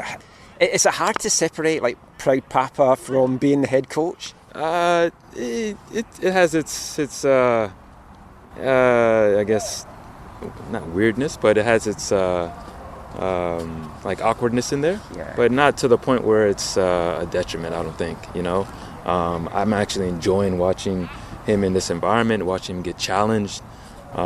He's got a lot of his teammates, to be fair, in this group, and I think the group here has done well to welcome those opportunities for these young players and kind of push them along, but most importantly set examples for these young players, right? I'm happy he's involved with the group. I'm happy he's getting opportunities. Most importantly, I'm happy that he's having moments and experiences to develop as a player. So I do the commentary in the League One team. So watching that team develop, there's obviously some guys that have bypassed League One and they've come into this team. How do you make those decisions as to MLS Next Pro is better for this player's development than, say, playing in League One? Yeah, I think, are you talking about for the younger players? Yeah, so I think with the some of the processes and strategies we have going into this year, it was about identifying certain players and putting them in challenging environments. Within that, some players will get opportunities just based on the circumstances of the situation, right? You look at a guy like Manny, who was part of that U19 06 age group, right? I think in preseason we had 2 injuries, right? And then, he gets his opportunity, right? Just because of whatever circumstances were there, right? He gets his opportunity, he makes the most out of it. Actually, no, I would say he actually struggled a bit his first opportunity, right? It wasn't the best performance, but we saw the potential there, right? Players still weren't ready in this position, so he got another opportunity. And what happened? He played better, right? And then, again, he got another opportunity, and he just kept growing, right? He kept performing within his role on the team, right? And obviously, he's a regular for our team, right? That's just an example of one of those U19 players pushing on. Within that, again, I think we've identified players within the group within the club, I should say, who we feel need to be challenged at this next level, right, to develop. And I think sometimes it's an awkward circumstance with that U19 age group, just because of how it falls in with them in their high school situation, but also with where it fits in with MLS next, right? And I think the processes we put in place are starting to benefit, and strategies are benefiting actually the younger players, right, in getting those opportunities versus those players who are sort of came in after we put those processes and strategies in place, right? So within that, everybody's still in the conversation, right? Everybody's still a part of this club, right? Even those players that go on to college, we're still looking at them. We're still bringing those players back. We're still tracking them, right, so that they have opportunities, right? A lot of those U19 guys in playing in BC League One have gotten scholarships into college, right? And so, again, they're still part of this club, but I think in this moment, we've identified those guys, right or wrong, who we feel are kind of that next group up or that next man up, right, to get those opportunities, right? While still, like I said, keeping in play every player, because players develop at different rates, right? So that's what it is. I don't know if that answers the question. No, it does. That's actually really good. Because I have wondered, because obviously I'm seeing some of the guys coming through, and then some guys in this team, and I'm looking at their ages, and I'm like, oh, they're even younger than the League One. So that makes total sense. Last thing, you've had a year and a half in charge now. Mm-hmm. How have you developed as a coach? What have you learned about yourself in that time? Yeah, it's a good question. I think for me, it's about recognizing, first of all, my role within the group, or within the club, you could say, and just fulfilling that role to the best of my ability, you know. We talk about results versus performances, even in the equation is like the development side, right? And realizing that, you know, the choices I'm making are for what's best for the development of the player, right? And putting that over the results, right? Even though we still want to teach these players to win, right? And finding ways to win. But, you know, it's a constant evolution of balancing all that. But again, with that primary purpose of, okay, what's the ultimate goal? It's to get these players into the first team. It's to develop these players, but also develop them as people as well, right? And just figuring out strategies and processes for that. But I feel like I'm growing within that. I feel like I can grow even more, and just in order to keep involving my processes and my ideas within that. And it's something, you know, I felt I've gotten better with this year. As you can see, we're all incorporating a lot more players, younger players especially, that are earning it into the environment. But yeah, I would say that's the main thing. Is just, you know, in this platform and as a leader, how can I create opportunities, right, for the development? Yeah. Hey, ay, rico, rico, rico, rico, rico, rico, ay, rico, rico, rico, rico, rico, rico, rico, rico, rico, rico, rico, rico, ay, rico, rico, rico, rico, rico. Ricardo Clark there, talking all things WFC2. Get along and catch them and support the future of Vancouver Whitecaps. But that is it for the Whitecaps chat for this show. We're going to be turning our attention from the club scene to the international stage next as we look ahead to Copa America 2024 that gets underway this Thursday with the big one, Argentina, taking on Canada. And we'll be back chatting about that after we take you back to 1974. Hi, I'm Ali Ahmed. You're listening to the AFTN Soccer Show.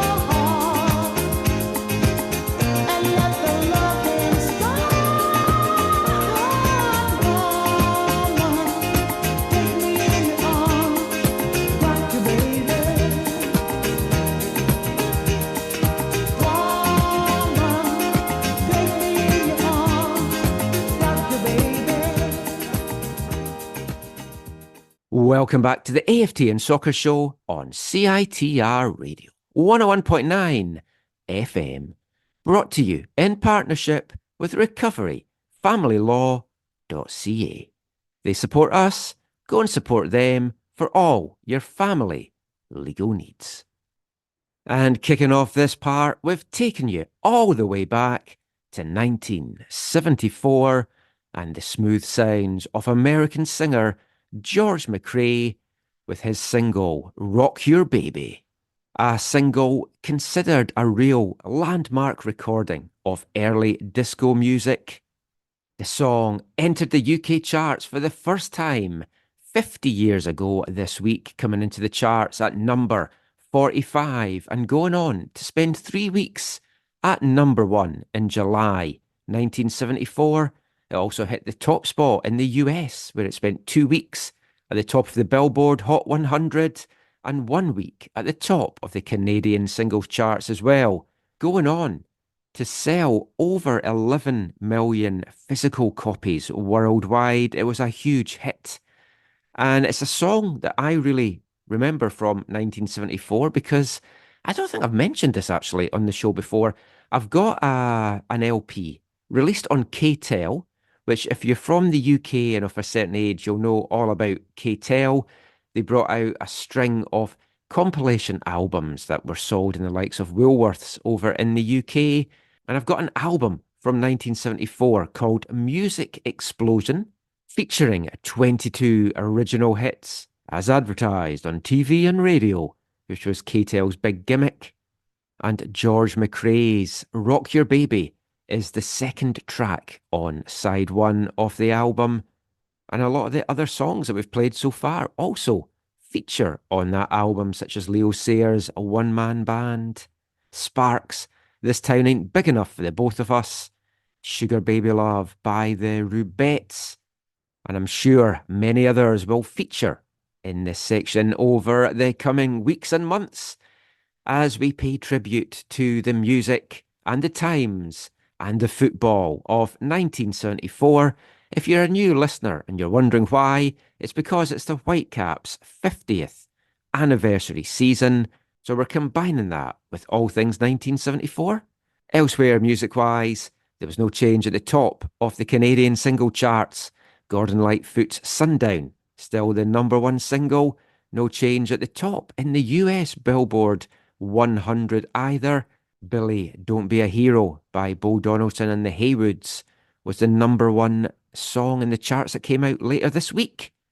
In the UK, though, there was a brand new #1. French singer Charles Aznavour with his iconic song from that year, She. Moving away from music, though, and into football, let's take you back to this week in Whitecaps land, 1974. It was another one-game week for the Whitecaps with defending NASL champions Philadelphia Atoms coming to Empire Stadium on Sunday, June 23rd. And the build-up to the game was focusing on the Whitecaps' injuries because they were getting ravaged by the injury bug. Winger Victor Cordelia was out. Striker Gary Thompson had twisted his knee in the last match, a win over Baltimore Comets. And the day before the game, the Province, in their June 22nd edition, ran a column from Jeff Cross in which he talked about a wall chart mysteriously appearing in the Whitecaps dressing room at Empire Stadium on the Friday, headed Countdown to the NSL Championship 1974. It listed the last 11 games of the Whitecaps schedule, the first of those 11 being the last game, the 4-1 victory over Baltimore Comets, and perhaps optimistically listing the final game as the NASL playoff final on August 25th. Would that spur them on to victory against Philadelphia Atoms in what was being considered as their toughest test of the season so far? Well, one thing that was going in the Whitecaps' favour was that Atoms were actually down in Seattle on Saturday night, went down to a 2-0 defeat there against the Sounders, and then the very next afternoon they had to head north up the I-5 to take on the Whitecaps at Empire. 8,816 fans turned out for this one to see a 0-0 draw played out, in a match which the Vancouver Sun described as having the most incompetent display of officiating seen here this season. The man in the middle, Ray Puricelli, bringing Whitecaps ire for disallowing a goal in the 52nd minute from George McLean, ruling it offside when everyone seemed to agree that he was onside. So the match finished 0-0. The game went to penalty shootouts, and with Philadelphia leading 3-2, Whitecaps goalkeeper Sam Newsom came up with a string of big saves, and the Whitecaps came away with a 4-3 victory, a tie-break win, giving them 4 points, not enough to lift them out of last place in the Western Division, but certainly closing the gap with all still to play for. And that was This Week in Whitecaps Land, 1974. But of course that wasn't the only football that was going on 50 years ago, because it was the 1974 World Cup as well. Germany, the host nation, taken centre stage internationally as it is with the Euros 50 years on. And this week, 50 years ago, the group games all wound up. Remember, it was just a 16-team tournament, 4 groups of 4, and this week saw the final 2 group games played in each of the groups. In Group 1, it was the 2 Germanys that went through, East Germany actually topping their group over West Germany. That thanks to a 1-0 win for the East over the West in the final group game at Volksparkstadion in Hamburg on June 22nd. Jürgen Sparwasser, the hero for East Germany, with the 77th minute winner. So that's all those 2 teams go through from Group 1, with Chile and Australia missing out. And in Group 2, it was heartbreak for Scotland. How many times have I said that over the years in terms of international competition? Yugoslavia had beat Zaire 9-0. Scotland had got a great draw with Brazil 0-0, but their 2-0 win over Zaire in match day 1 was eclipsed by Brazil's 3-0 win over Zaire in the final group stages. 79th minute goal for Brazil put them through, second in the group on goal difference. Yugoslavia topped it. Scotland and Yugoslavia played out a 1-1 draw on June 22nd, and the Scots were heading home, finishing third in Group 2 and starting, as I mentioned, 5 straight World Cups, where the Scots didn't get out of the group games on goal difference. Group 3 saw Netherlands and Sweden going through, with Bulgaria and Uruguay missing out, and Poland and Argentina went through in Group 4, with Italy and Haiti missing out. Italy also missing out on the knockout stages on goal difference. They only beat Haiti 3-1 in their first match. Argentina got through 4-1 against Haiti in the final group stage, and that set up the second round matches, which were also played on a group stage, and we'll talk about that in next week's show. But that was all the football chat from 1974. So from the past, fast forward 50 years right up to the present, and we're going to talk international football in this part. Touched a little bit there, Felipe, on the 1974 World Cup. We won't talk too much Euros. We really want to focus on Copa America, but it's quite apt that 50 years ago the World Cup was in Germany. Now we've got the Euros in Germany. What have you made of the opening few games? We're recording this on Monday afternoon, so we've had a few games. We've had a chance to see pretty much all the teams so far in their first games, a couple still to see. What have you made of the early going? Honestly, the level of play I've been really impressed of. Obviously, the European competition is always going to be high level of play, but I just feel like some of the teams that you wouldn't say are like the big teams have been really surprising. Even today, the Romania-Ukraine game Oh, was Romania were amazing today. they looked incredible. And I will be honest, I don't know if it was because Ukraine weren't playing that well, but I think Ukraine had like 70% possession and still Romania won 3-0. And it just would they were textbook counterattack football, and it was superb to watch. And it's those kind of games where you even Slovakia against Belgium today as well, and how resilient Yeah, they I were. mean, And oh well, I don't think the Belgian crowd really liked the officials or VAR, no, but I thought they got those ones spot on. I thought it was a clear hand ball for me, and I'm not sure why there was so much. Oh, I mean, he clearly knocks it down and controls it with his hand. I know it bounces up and hits it, but it hit his hand. What do you think yeah, about the sonar thing that they've got to see I if think it's super neat. I think it's so I did cool. as well. I was like, ooh, that's kind of Yeah. cool. I feel like that's a good example of like you can use technology to help the game without taking too much away from the game, Yeah, because because that's what a it's lot of the clear. Because yeah, they have there's it in no cricket. Because I've been watching the T20 World Cup, which hmm, more heartbreak for Scotland than that is after going out of competitions on goal difference, they went out of the Cricket World Cup on run rate, which is the equivalent of goal difference. But they've got a sonar that it can see if the ball's come through, if it's got the slightest sign of nicking the bat or a glove or whatever, and it comes up. So now they've just brought this into football, and I've seen a lot of folk poo-poo it today as, oh, it's gone too far. And I'm quite a traditionalist, but I liked it. To yeah, me, I've it ended any questions as to whether that exactly. had hit his hand or not.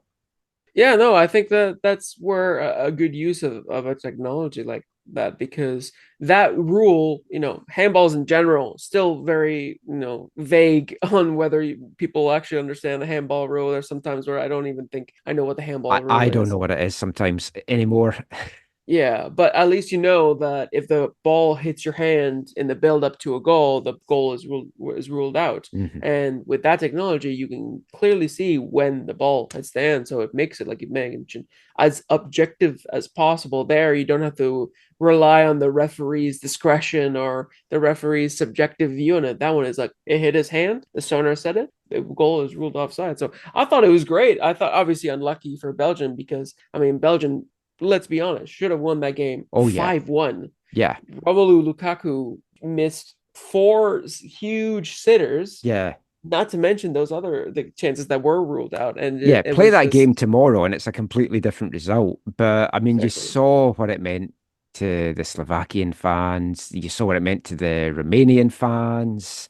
The Scottish fans, there's been about over 200,000 they estimate have gone over to Germany, not all with tickets. My Wow. whole Facebook, it seems everyone I know in Scotland is over in Germany right now. No way. It's like insane. Just they've got that many folk that's gone over. And their performance was an absolute embarrassment. On Friday, I was chatting with Zach during it, and before it had started, I was like, "Oh, we're going for 0-0 here. That is not a good lineup." And I don't know if you picked up on this, but they celebrated winning a goal kick in the fourth Yeah. minute, and I was like, "That is not a good sign of how this one's going to go." And as soon as the first goal went in, it was over. So how they bounce back now against Switzerland, who looked very good, but Hmm. Hungary looked terrible in that first half. But Switzerland, who haven't been in form, were moving the ball around really nicely. So I'm not expecting anything from that. We might get something from Hungary, but I'm not overly hopeful. My tip going into this to win it was France. So we got a chance to look at them today against Austria, and they were okay. They got the win, but Austria, I think, could have tested them a bit more if they'd been a bit more aggressive. Who's your favourites? Well, I know we haven't seen like Portugal yet, or Georgia. Maybe Georgia's are up there with your favourites. But who's your favourite from what you've seen that you think's gonna be going all the way? I mean, Germany looks so strong. I feel like if you look at the coaches of the big teams, Julian Nagelsmann is probably arguably the best coach out of everyone. And he managed to, again, it helps that it was against a really poor Scotland side, but he made like the way that he made the team look in that game, it just was so fluid. It was so well organized. Florian Wirtz and Jamal Musiala. Oh my God, those two had so much fun, just basically cutting inside off the half spaces, allowing for the There's a wingers lot to of go space. through. There was a lot of space, and they're both of them are so good on the ball. Like Jamal Musiala, he glides through that pitch. It's so beautiful to watch him play. I genuinely think Germany will make the final at the minimum. Getting Uh, Tony Cruz out of retirement for this is huge for them as well. He was yeah, having a because field he day. Oh yeah, because he was basically the quarterback. He was Hmm. Scotland allowed him the space, just in front of the halfway line. So he dropped down into the fence and he looked up and saw the world was his oyster and just started pinging balls left and right and completely overwhelmed the Scottish side. So yeah, I think Germany are heavy favorites. I would say, yeah, probably making the final. I was a little bit disappointed by the two biggest favorites going into this, which was France and England. Mm. France today, yeah, they got the job done, but like Kylian Mbappe, I didn't feel like he had a great game. A Well, it little bit of looks like he that. does have a broken nose. I mean, it Yes. hasn't.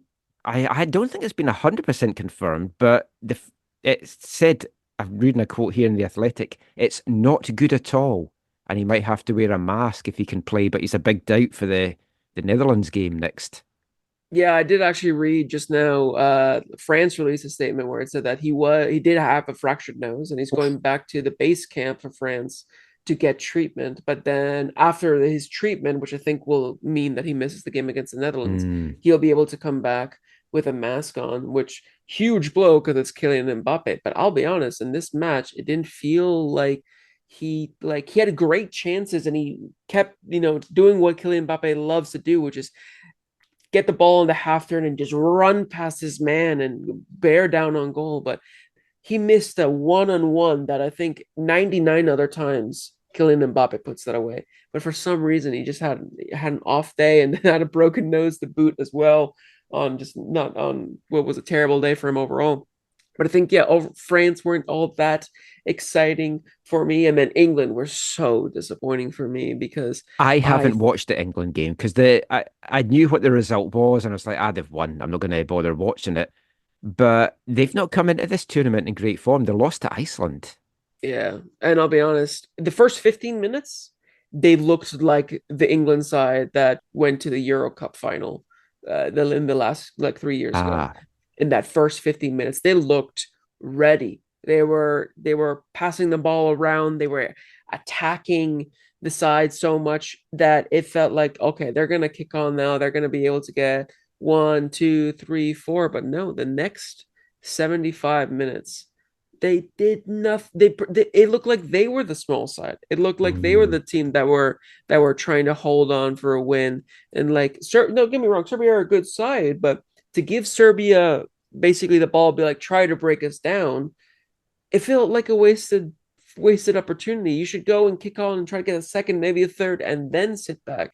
But they basically played like Burnley for 75 minutes, where it was just like hold on to it, and then when you get the chance, huff it up, see what happens. It was so like it felt like such a waste of such a talented squad when you have Jude Bellingham, Harry Kane, Bukayo Saka, Declan Rice, Trent Alexander-Arnold. Like these are world-class stars that would walk into any sidebar, maybe, I don't know, France in terms of like starting for their national team. And they just play like they're some middle of the table championship side. And it was really disappointing to watch. Well, a lot of Euros still to go, and the feast of football that we talked about continues, and another big international tournament kicks off this week. I mean, we're spoiled having Euros and Copa America at the same time. There's going to be some days that there's 5 games of football, one after the other. So sorry to all our partners, you might not be seeing a lot of us this month.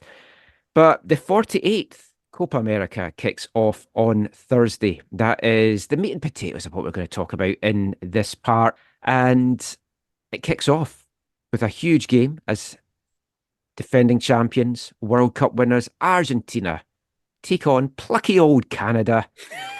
Yeah. That could be a little bit of a massacre. I've just got Scotland Germany flashbacks already coming back to me as to how this one might go. Maybe I'm going to be proved wrong. I mean, but we'll have a quick look at all the groups, but we'll focus primarily on Canada and this one. It's a tough one for Canada.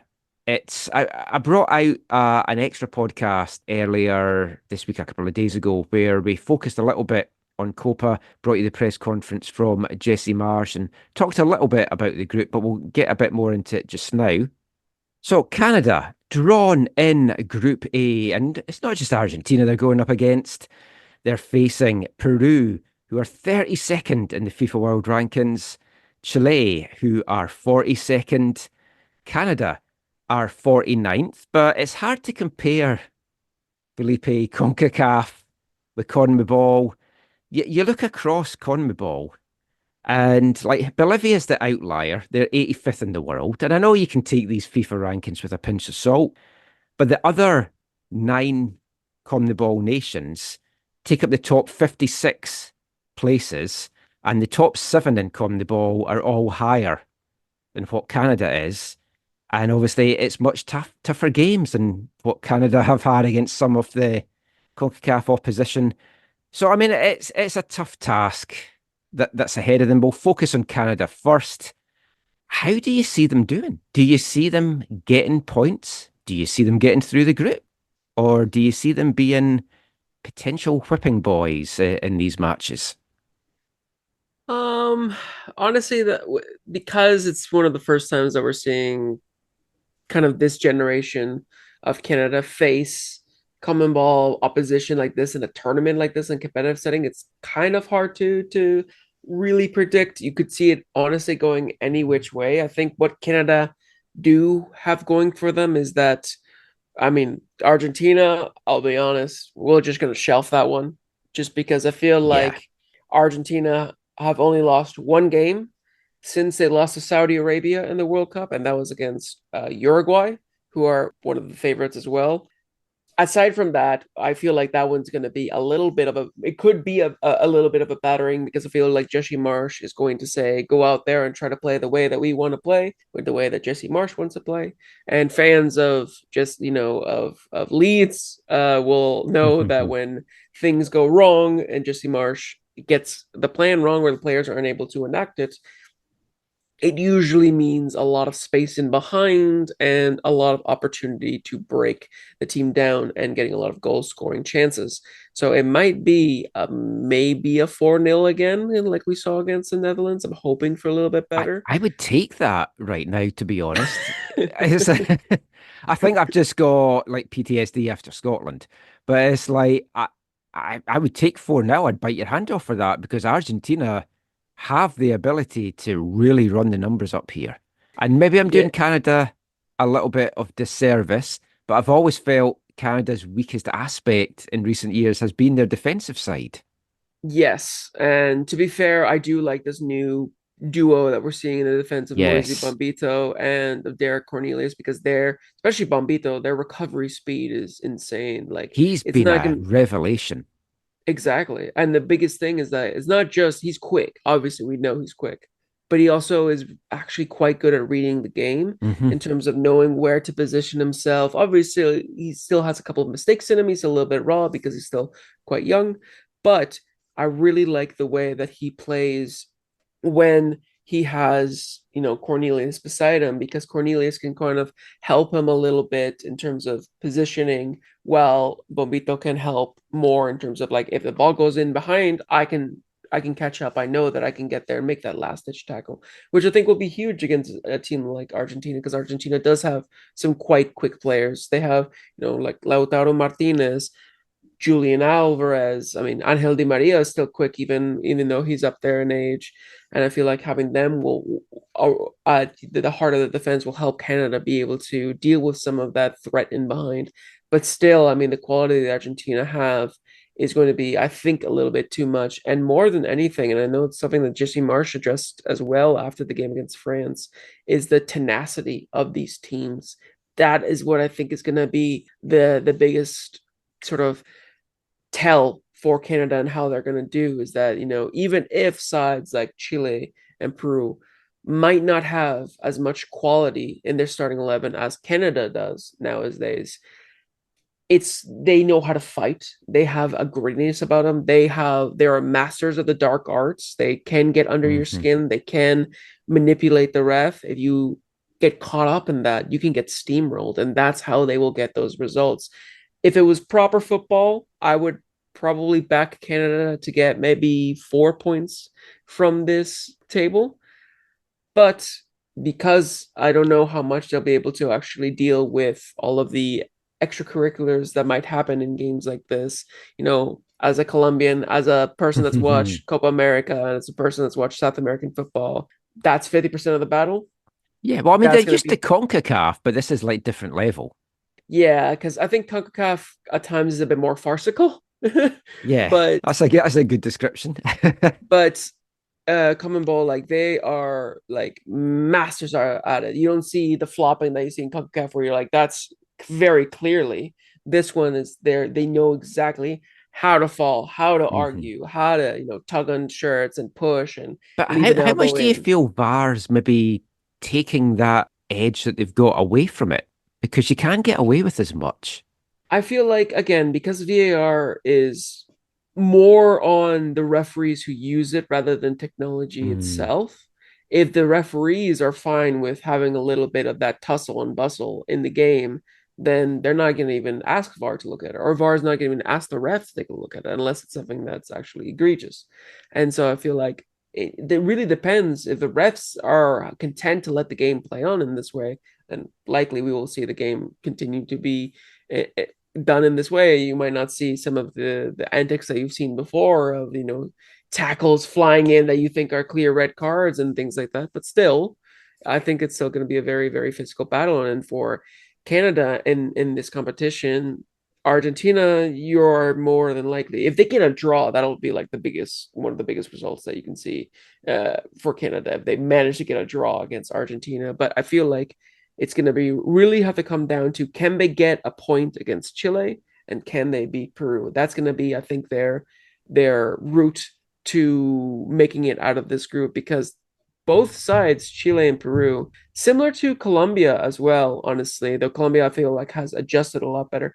But I think all three of those sides are kind of relying on their star players from like 8, 10 years ago to be yeah, able to still kick it. Like you see, because that's the Chile thing with still, Chile, because they've really dipped down the. This is not the Chile that we saw 2 World Cups ago. No, this is not the Chile that we saw, yeah, like in 2018 or in Copa America in 2015 and Mm. 2017, I think it was, where we saw them beat Argentina in the final and win back-to-back Copa Americas. It was a very, very good physical side that now has aged, and you see Alexis Sanchez, who is, I think, 36 or 37. You see Claudio Bravo still as the goalie at 41. Um, and even Peru as well, you still have Paulo Guerrero, who's like their best ever player, their striker, still playing. I think he appeared in the last game that they played for like half an hour at 41 or 42 years of age.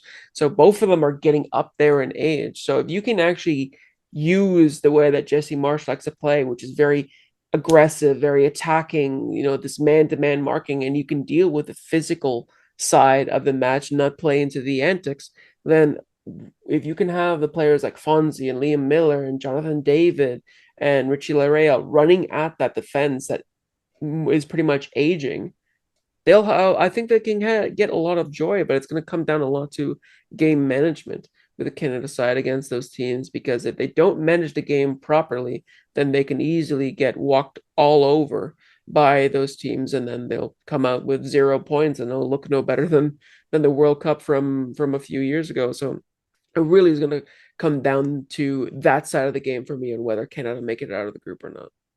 I don't want to see Canada just go all defensive, Hmm. right? And the game against France, and like we're happy with a 0-0, which is a great result, but at no point did we ever look at, yeah, we hit the bar. But that aside, we didn't really look like we were going to beat France.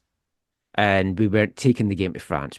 We had a bit more luck in the first half against Holland, and then second half we're just not in it. But you look at Chile and Peru just now, and like I don't know too much about how they've been playing off late, aside from what I've seen in the qualifiers for the 2026 World Cup, which are underway down South America just now. So both teams have played 6 games, and the top 6 teams are going automatically to qualify for 2026, with the 7th team in a playoff spot. 3 teams are just going to miss out, and you'd think, well, Bolivia's 85th in the world, they'll be one of them. And yeah, they are in the bottom 3 just now, but they're sandwiched in between Chile and Peru. Mm. So both those sides are struggling right now. If you look at those games, they're not in terms of World Cup qualification challenging the top teams and look like they could miss out if they don't pull their finger out. But most interestingly, they're not scoring goals either. 3 goals for Yeah, Chile in 6 games and just one for Peru. that's the biggest thing is that, I mean, I when the common ball was going on in 2023 last year, like towards the end of 2023, and I was watching the games of Colombia and everything, I was looking at the results from Peru and from Chile, and they were terrible in those Hmm. games, a lot of those losses. And the fact that they couldn't string, a few decent passes together to get those attacks going is the biggest thing. Again, I think that goes back to the fact that they're relying on a lot of those veterans to Hmm. try to get them across, because a lot of the veterans that they have are up front and are the goal scorers, the ones that were banging in goals 10 years ago. They don't have that anymore Yeah. in And this day and age. Chile just have one win, but that was against Peru. So Exactly. it's like, I think that definitely gives Canada hope. Now, I was quite doom and gloom until I was doing some research on this over the weekend, and I was like, you know what? I think we have a fighting chance here. I think I mean, who knows? It could even still come down to goal difference. So that Argentina game could be massive Mm. because you don't know. 2 teams could finish on 4 points here, and it's going to be all on goal difference, or the other 3 teams could each get a win against each other, and they're all sitting on 3 points. So the Argentina game does play into it. That one, I don't mind us if we are defensive and just try and put up. I don't care if that's not much of a spectacle. But these other 2 games, we've certainly got the players that can test Chile and Peru. We know that they're not in great goal scoring form just now, so there's certainly a chance there. Jonathan David, though, has looked tired, or not the Jonathan David that we've been expecting in these 2 games against Holland and France, and Laren was a little bit off as well. I'd be all for, and I'm biased here, like giving a young guy like chucking Theo Bair on for the last 15 minutes of a game. Just fresh legs, he's in form, just run at them. A player that maybe Chile and Peru won't know anything about, maybe have scouted a little bit, but might be caught a little bit by surprise. Yeah, I feel like especially with, Kyle Larin being a little bit lackluster in the last couple of games, and I think in general for Mallorca, he hasn't been scoring all that Hmm. much. It wasn't like how he was, like a year or two ago when he was at Valladolid and he was actually a pretty big player for them in their relegation survival in La Liga. I feel like when you have players that are not performing all that much, you want some of the players off the bench to be able to come on and make the difference. Obviously Ike Ugbo is not coming to the Copa because of personal reasons, Hmm. but Theo Bair is still there. You brought on Jason Russell Rowe, who has been a great Hmm. impact player for Columbus Crew. And I feel like when you have these kind of young strikers that are coming into form, I mean, Theo Bair, arguably, beside Jonathan David, one of the most informed Canadian players in Europe right now. Yeah. You kind of We've want to lost reward Junior that. Hoylett now as well, out after a training injury. So you're down another striker there, which could give the likes of Theo more chance of minutes. Yeah, and especially since Junior was a player that he was the spark, the way that he can play in close control and get past the opposition and break those lines, and he's got a good passing range as well.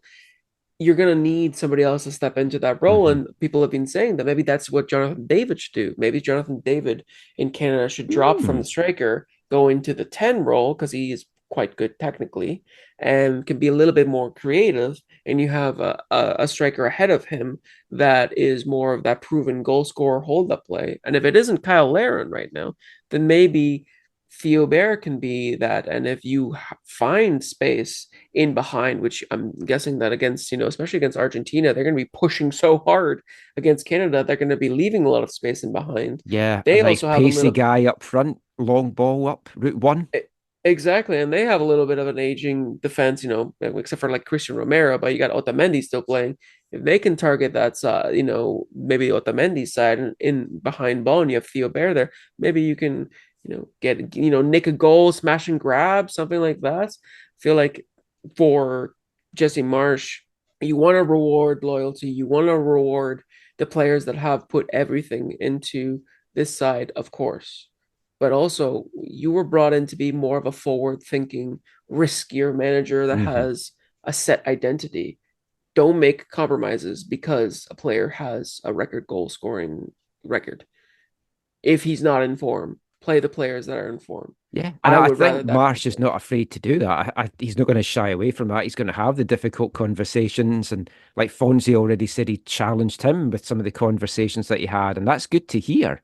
And it's what you want. And you want to mix it up a little bit and not have it feel as settled as it possibly has been. But I mean, this is certainly going to be a much bigger test for Canada, different kind of opposition. So they're used to CONCACAF opposition. They're used to these friendlies were against European teams. I'm not sure how much they've learned going into this. But I did ask Jesse Marsh on the press conference that he had on Saturday how he might have to approach these games differently against South American opposition. Here's what he had to say.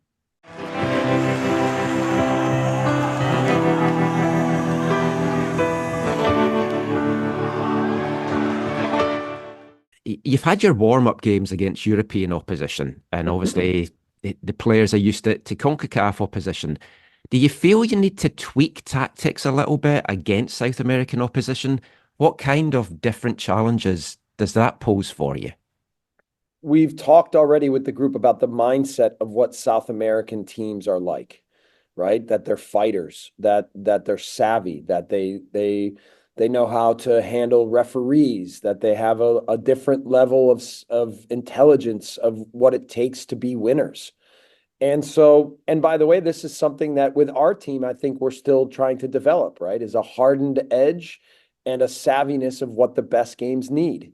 And so it can be a little bit of a mind game in some ways. And we have to be able to not be fazed by certain things and not be fazed by the physicality of what these games are, and to set the tone in ways that play to our strengths, right? To still create a game where we can show how fast we are, where we can show how aggressive we are, where we can be good on set pieces, Like, so it is interesting that we're in this group with three South American teams and each one has its own identity, but certainly collectively they're mature teams. They're teams that understand how to win, and they're going to be physically very tough to play against. So we cannot be naive. We cannot be surprised. We have to be ready. And yeah, you're right. There's different regions and different teams and the identity that they bring, and we have to be aware of that and make sure we address that in how we play in each match, but make sure that we always stay true to who we want to be and what we think are our strengths.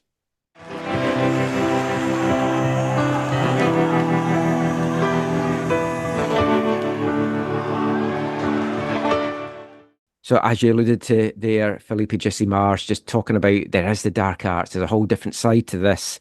And I think we're going to have to be very solid defensively. I mentioned Hoylett's out now. I like that they didn't replace him with a striker and they've actually brought in another defender in Joel Waterman, former TSS Rover. Joel Waterman, I'll put that in there. But it's nice, I think, to have another defender because I think that is what they're maybe going to have to need a little bit more than just going all gung ho in attack. I think they've got the attacking players, and they've also got the option if they want to put Fonzie up front, they can do that. Yeah, and I think it makes perfect sense as well because you look at before the Copa squad was announced, you bring in Jason Russell Rowe, which is a striker, and Ali Ahmed, which is a more attack-minded midfielder, Yeah, I'm and glad you Ali let made the cut. yeah, I think most people were surprised when he didn't. So I was very happy that he got included into the squad because I do feel like he can bring that energy into the team, off the bench or maybe even starting. I feel like I don't know if against Argentina you would start him, but maybe against the likes of Peru or Chile, when again you have those veterans in midfield. Ali loves to run at players, and if you can get him to skip past some of these aging players in these South American sides, you're either going to win fouls because they're going to bring him down and win a couple of yellow cards, or you're going to have him create a couple of opportunities. Mm. But I do feel like before, because Ali Ahmed and Jason Robertson-Rowe were brought in, Dominic Zathor was sent back home Hmm. to Poland. So that left the gap for a defender. So it makes perfect sense that Joel Waterman came in and took up that spot instead of Junior Hoylett. And now it's going to kind of fall to Ali to fill that space that Junior Hoylett had as that kind of attacking Yeah. minded midfielder. And on his day, we know Ali can do it. It's really about, can he step up to the plate? Because in the last few weeks with the Whitecaps, he's kind of dwindled a little bit. I'm hoping to see the Ali that we saw at the beginning of the season, and especially towards the end of last season, because that's, I think, going to be the Ali that can really make an impact on the side. Yeah, that'd be fantastic. Just final thing on Canada, quick thoughts on Fonzie getting the captaincy. I've mixed feelings about it, to be honest. Yeah, me too, because on the surface of it, and I don't think it is just bogs down to this, but on the surface of it, it looks kind of like the cheap move of like best player equals Mm, captain, which is not usually the yeah, I don't case. like that. I feel like you want to go towards a player that has shown a lot of leadership before, and that is Steven Eustakio. Even just talking to him, even just hearing him, the way Hmm. that he carries himself, the way that he talks about this team, the way that he talks to his teammates, the little actions that he does in games that a lot of people don't pick up on. If you see that, you say that's a leader right there. That is a midfield general, and that's the kind of player that you want as a captain. Now, that being said, I'm not saying Fonzie can't be that. No, I do think that he is capable of stepping up to that role. And because Jesse Marsh has challenged him, maybe this is him giving him the platform of like, okay, I've told you you can be captain. I see the captain material in you. Now prove me right. And now hmm the pressure's on him. And I hope that Fonzie takes it on well and doesn't sort of be like, okay, now that I'm the captain, I have to make everything happen, because that's where that's I my feel like, big worry. Yeah, yeah, it's when Fonzie, we saw the World Cup as well, when Fonzie feels like all eyes are on him, the responsibility that Canada has, he has to bear on his shoulders. That's when he gets frantic. That's when he gets panicky. That's when he gets, a bit too adventurous. He loses the ball. We get hit in transition, and there's where we get hurt. I rather see a Fonzie like at Bayern. He is very well disciplined because he knows that he is still the young guy there. He knows that he's still the up and comer. He has to listen to the players around him. He has so many good leaders at Bayern Munich, even like Joshua Kimmich and Manuel Neuer. Now that he's in Canada, it's kind of like you need to sort of adopt the same sort of thing. Just because you're star boy doesn't mean you have to do everything. And I'm hoping that Fonzie does actually step up to the plate and realize, okay, I'm not going to do what I did in the World Cup. I'm going to actually be a leader and look towards the team as, my responsibility rather than looking towards myself as a responsibility of the team. Mhm. So hopefully it's a good move. But overall, I think personally, I would have rather given it to Stephanie Stacchio rather than Fonzie. And I mean, obviously, you don't have to have the armband to be a leader in the team and a leader on the Mm. field. So Marsh is going to look for that as well. He's going to want to see how maybe guys that haven't had it respond, and are they leaders? Are they future captains? I like a centre back to have it, but I think it's maybe too young, inexperienced centre backs to really have that. So Stachio for me would certainly have been the sensible choice. But we'll see how all that plays out. The first game goes 5 o'clock on Thursday. I'm working to 5, so I'm going to be on a slight delay. I'm going to dash home and watch it immediately. Quick chat about the other groups. Group B, it's Mexico, Ecuador, Venezuela, and Jamaica. Mexico, you feel are going to be big favourites in that one, or am I mistaken there? Honestly, I think the big favorite there is going to be Ecuador because Ecuador have been a really good side as of late. Like you look at the players that they have and the way that they've revolutionized their team in the last 10 years, because they've always sort of been like a staple in the World Cup, but they haven't always performed. You look at the way that they've revolutionized their academies in their home country. A lot of the players that you're seeing get bought now by English Premier League sides, by German sides, by Mm, French sides, are coming straight from Ecuador, from teams like Independiente del Valle. And you see players like Moises Caicedo. He's yes. obviously a player that's huge for them. You saw Pervis Estupiñán as well for Brighton, that he was his teammate when Caicedo was in Brighton. You see players like Incapi, who was part of that Bayern Leverkusen side that went undefeated.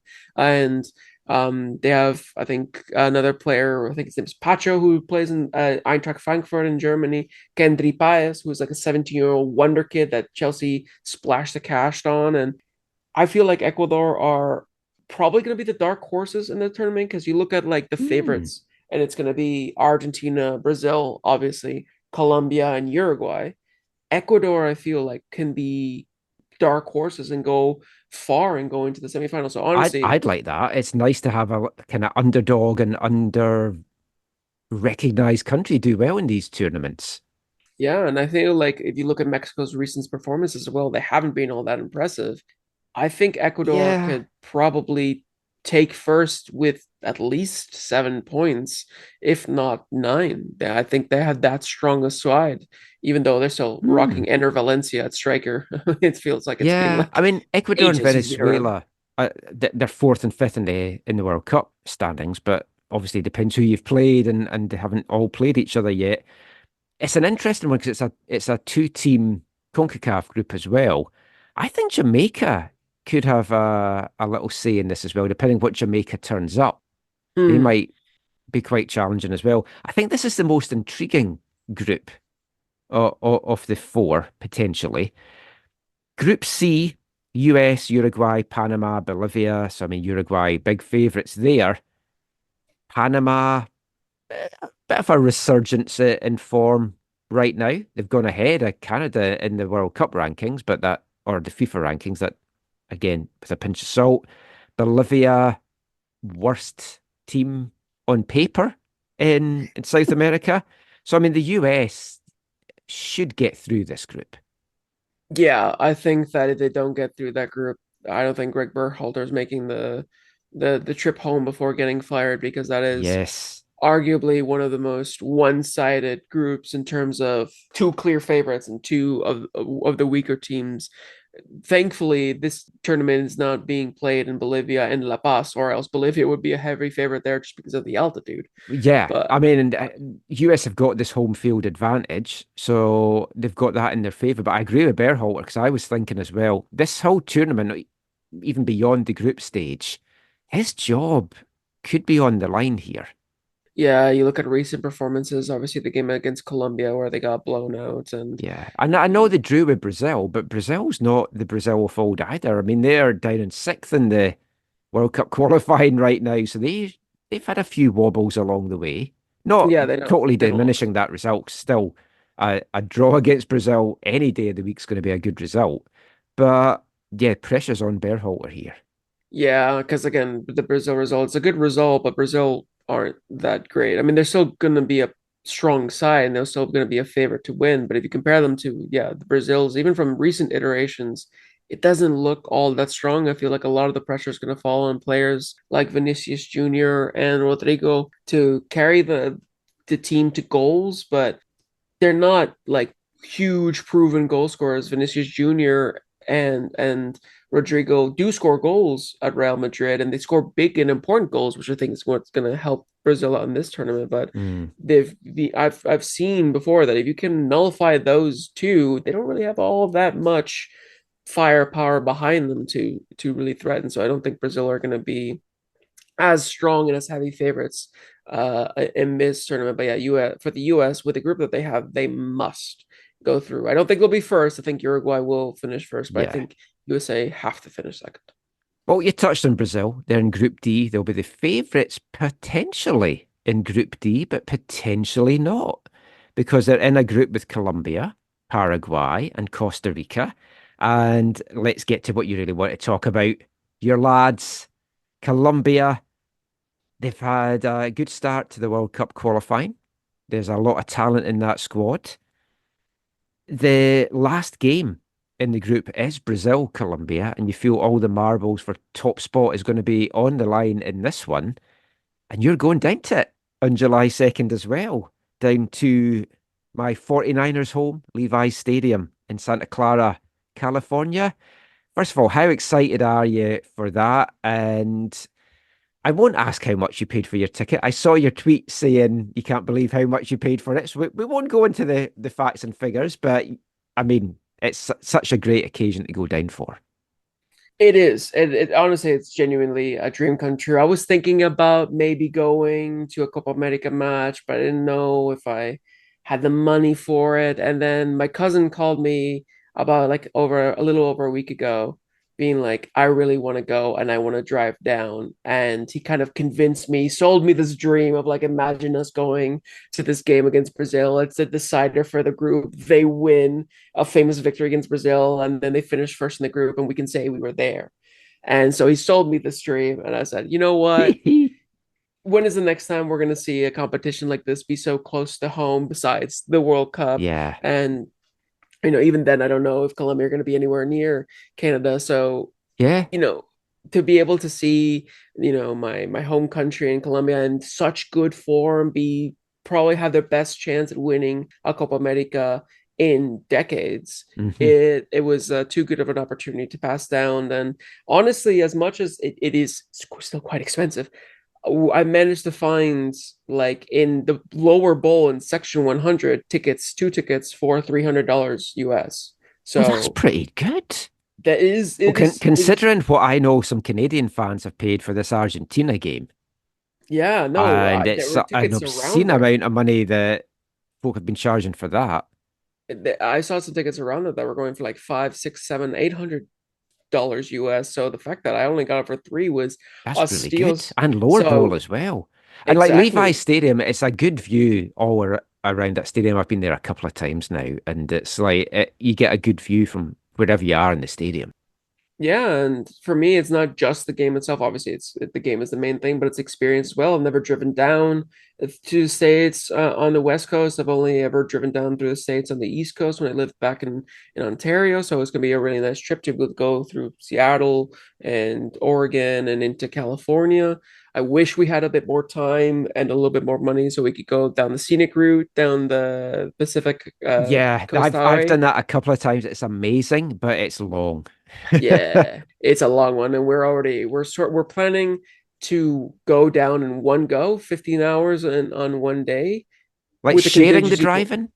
Yeah, Ah, yeah. okay. We're gonna break it down into like 3 hour Ah, that's shifts. good. Yeah. So hopefully we stay fresh and we'll have a lot of snacks and music and stuff. But So there's a lot hopefully of it won't nice be. rest areas as well, just for a quick break and stretch your legs as well. They do that very well in the US, down the I-5, all the different rest areas. Yeah, and we even said, like, worst comes to worst, we can stop at one of the rest areas, sleep a few hours, and then keep going. And if we get a little bit too tired, but yeah, I'm really excited for the road trip, for the entire experience, and for the match itself. I mean, this is a Colombia side that already has beaten Brazil in this past year. It was the first time that we had beaten Brazil in forever. I actually can't even remember the last time that we beat Brazil before then. And so they've proven that they are a force to be reckoned with. They are 22 games unbeaten right now. Oh, wow. I knew they were on a good run. I didn't know it was that good a run. Yeah, 22 games unbeaten. That's facing the likes of Brazil and Argentina as well.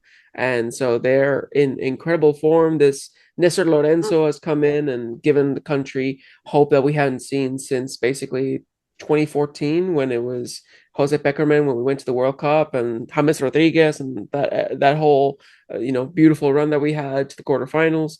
This is the first time that I feel like the country's felt really, really positive for a competition. And I genuinely think that it will come down to that third game. Paraguay is a little bit of a slippery slope where I can see us beating them, but they also have quality in their own team. MLS fans will know Miguel Almiron.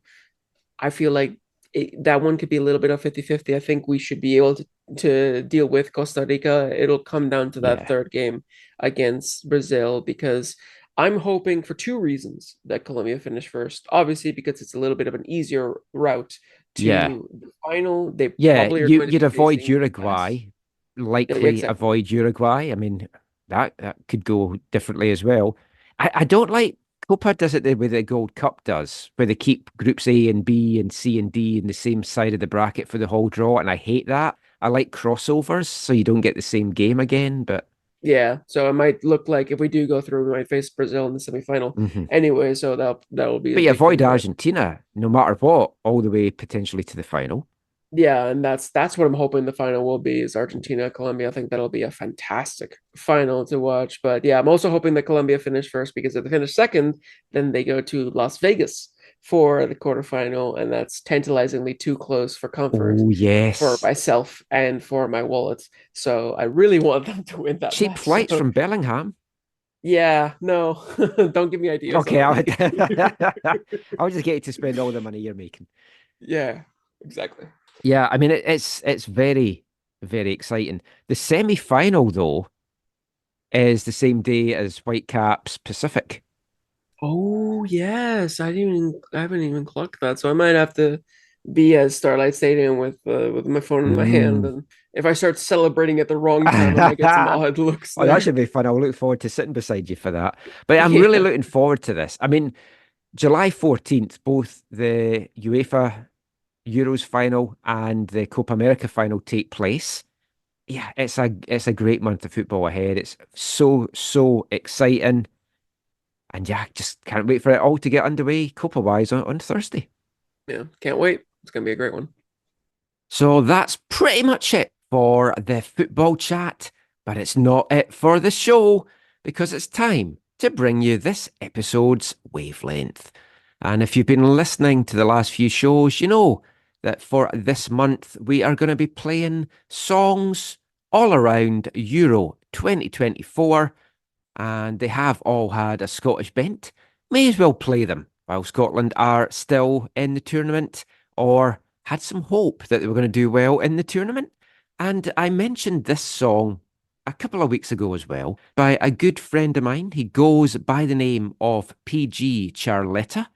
His name is Phil Charletta. He's an East Fife fan, a recording artist that's had a couple of big hits in the Scottish charts in the last couple of years. He's also been an occasional co-host on my East Fife podcast, Glory Days of Gold, and he's brought out a song for Scotland, for the Euros, and there's two versions of it. There's a GMB dance remix, and there's the original, but we thought we would give you the original tonight. So here it is, PG Charletta, from Glasgow to Berlin.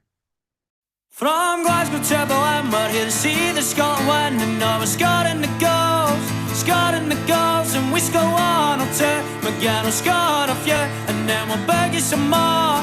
We're going to Germany. We're going to Germany. We're going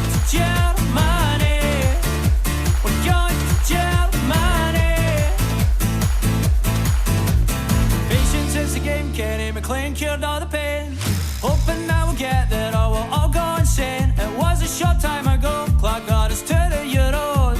We're the Tartan Army and we're going to Germany. We're going to Germany. We're going to Germany. We're going to Germany. Losing was the thing and boy we just couldn't let it go.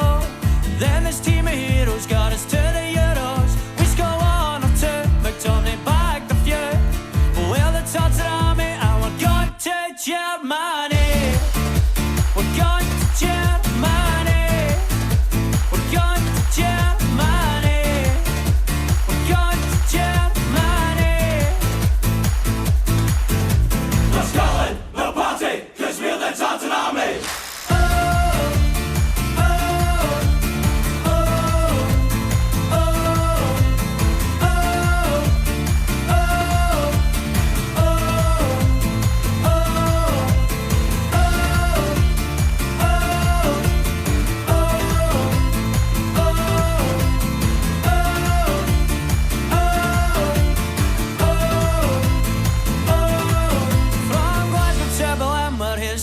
Scotland win and now we're scoring the goals, and we score 1 or 2.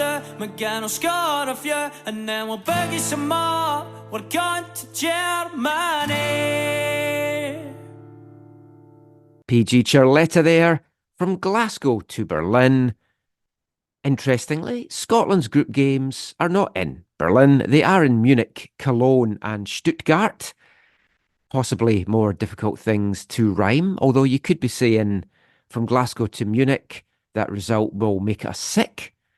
Now, in the unlikely event that they were to finish second in Group A, then they would be playing their next round match in Berlin. So maybe Phil's song there will be prophetic, and the Scots fans will be going from Glasgow to Berlin. But that is it for this episode of the AFTN Soccer Show. Just before we go though, Felipe, any final thoughts from yourself? Anything that has caught your eye this week, and where can folk find you online? Yeah, you can follow my work on Twitter that I have, FelipeV_FC. I'm writing stuff for Northern Tribune on the CPL and on the Canadian men's national team. So if you want to follow all of my thoughts on Canada for this upcoming Copa America, you can find it there. I'm going to still be writing for the Whitecaps. I'm coming up on 1 year working with them, actually. In July, so that'll be a fun thing to look on. And then my Coast to Coast podcast is still going. If you can afford to have some other soccer aside from MLS and Copa America and Euro and everything, the CPL is still going on and still an exciting league right now. Still doing weekly episodes on that, so you can catch that at Coast to Coast FC on Spotify, Apple, and on YouTube. And and that's pretty much, I think, everything that I've been working on. Fantastic. Highly recommend checking out Felipe's podcast. Keeps you up to date with everything CPL. That is it for this episode of the AFTN Soccer Show. Give us a follow, as always, on AFTN Canada on Twitter, x.com. Read all our stuff, aftn.ca. And we hope to bring out a couple of extra podcasts over the month as well, focusing on the Euros, Copa, anything else that we throw in as well. There's a lot of football to get played over the summer. We'll bring it all here to you at AFTN. As always, thank you so much for listening. And until next time, take care, mon the Caps, and allez le rouge.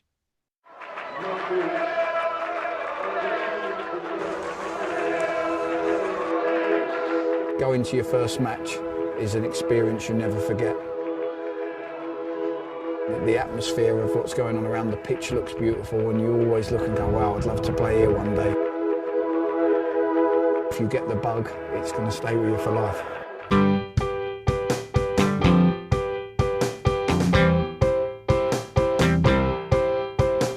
10 minutes left, yeah, but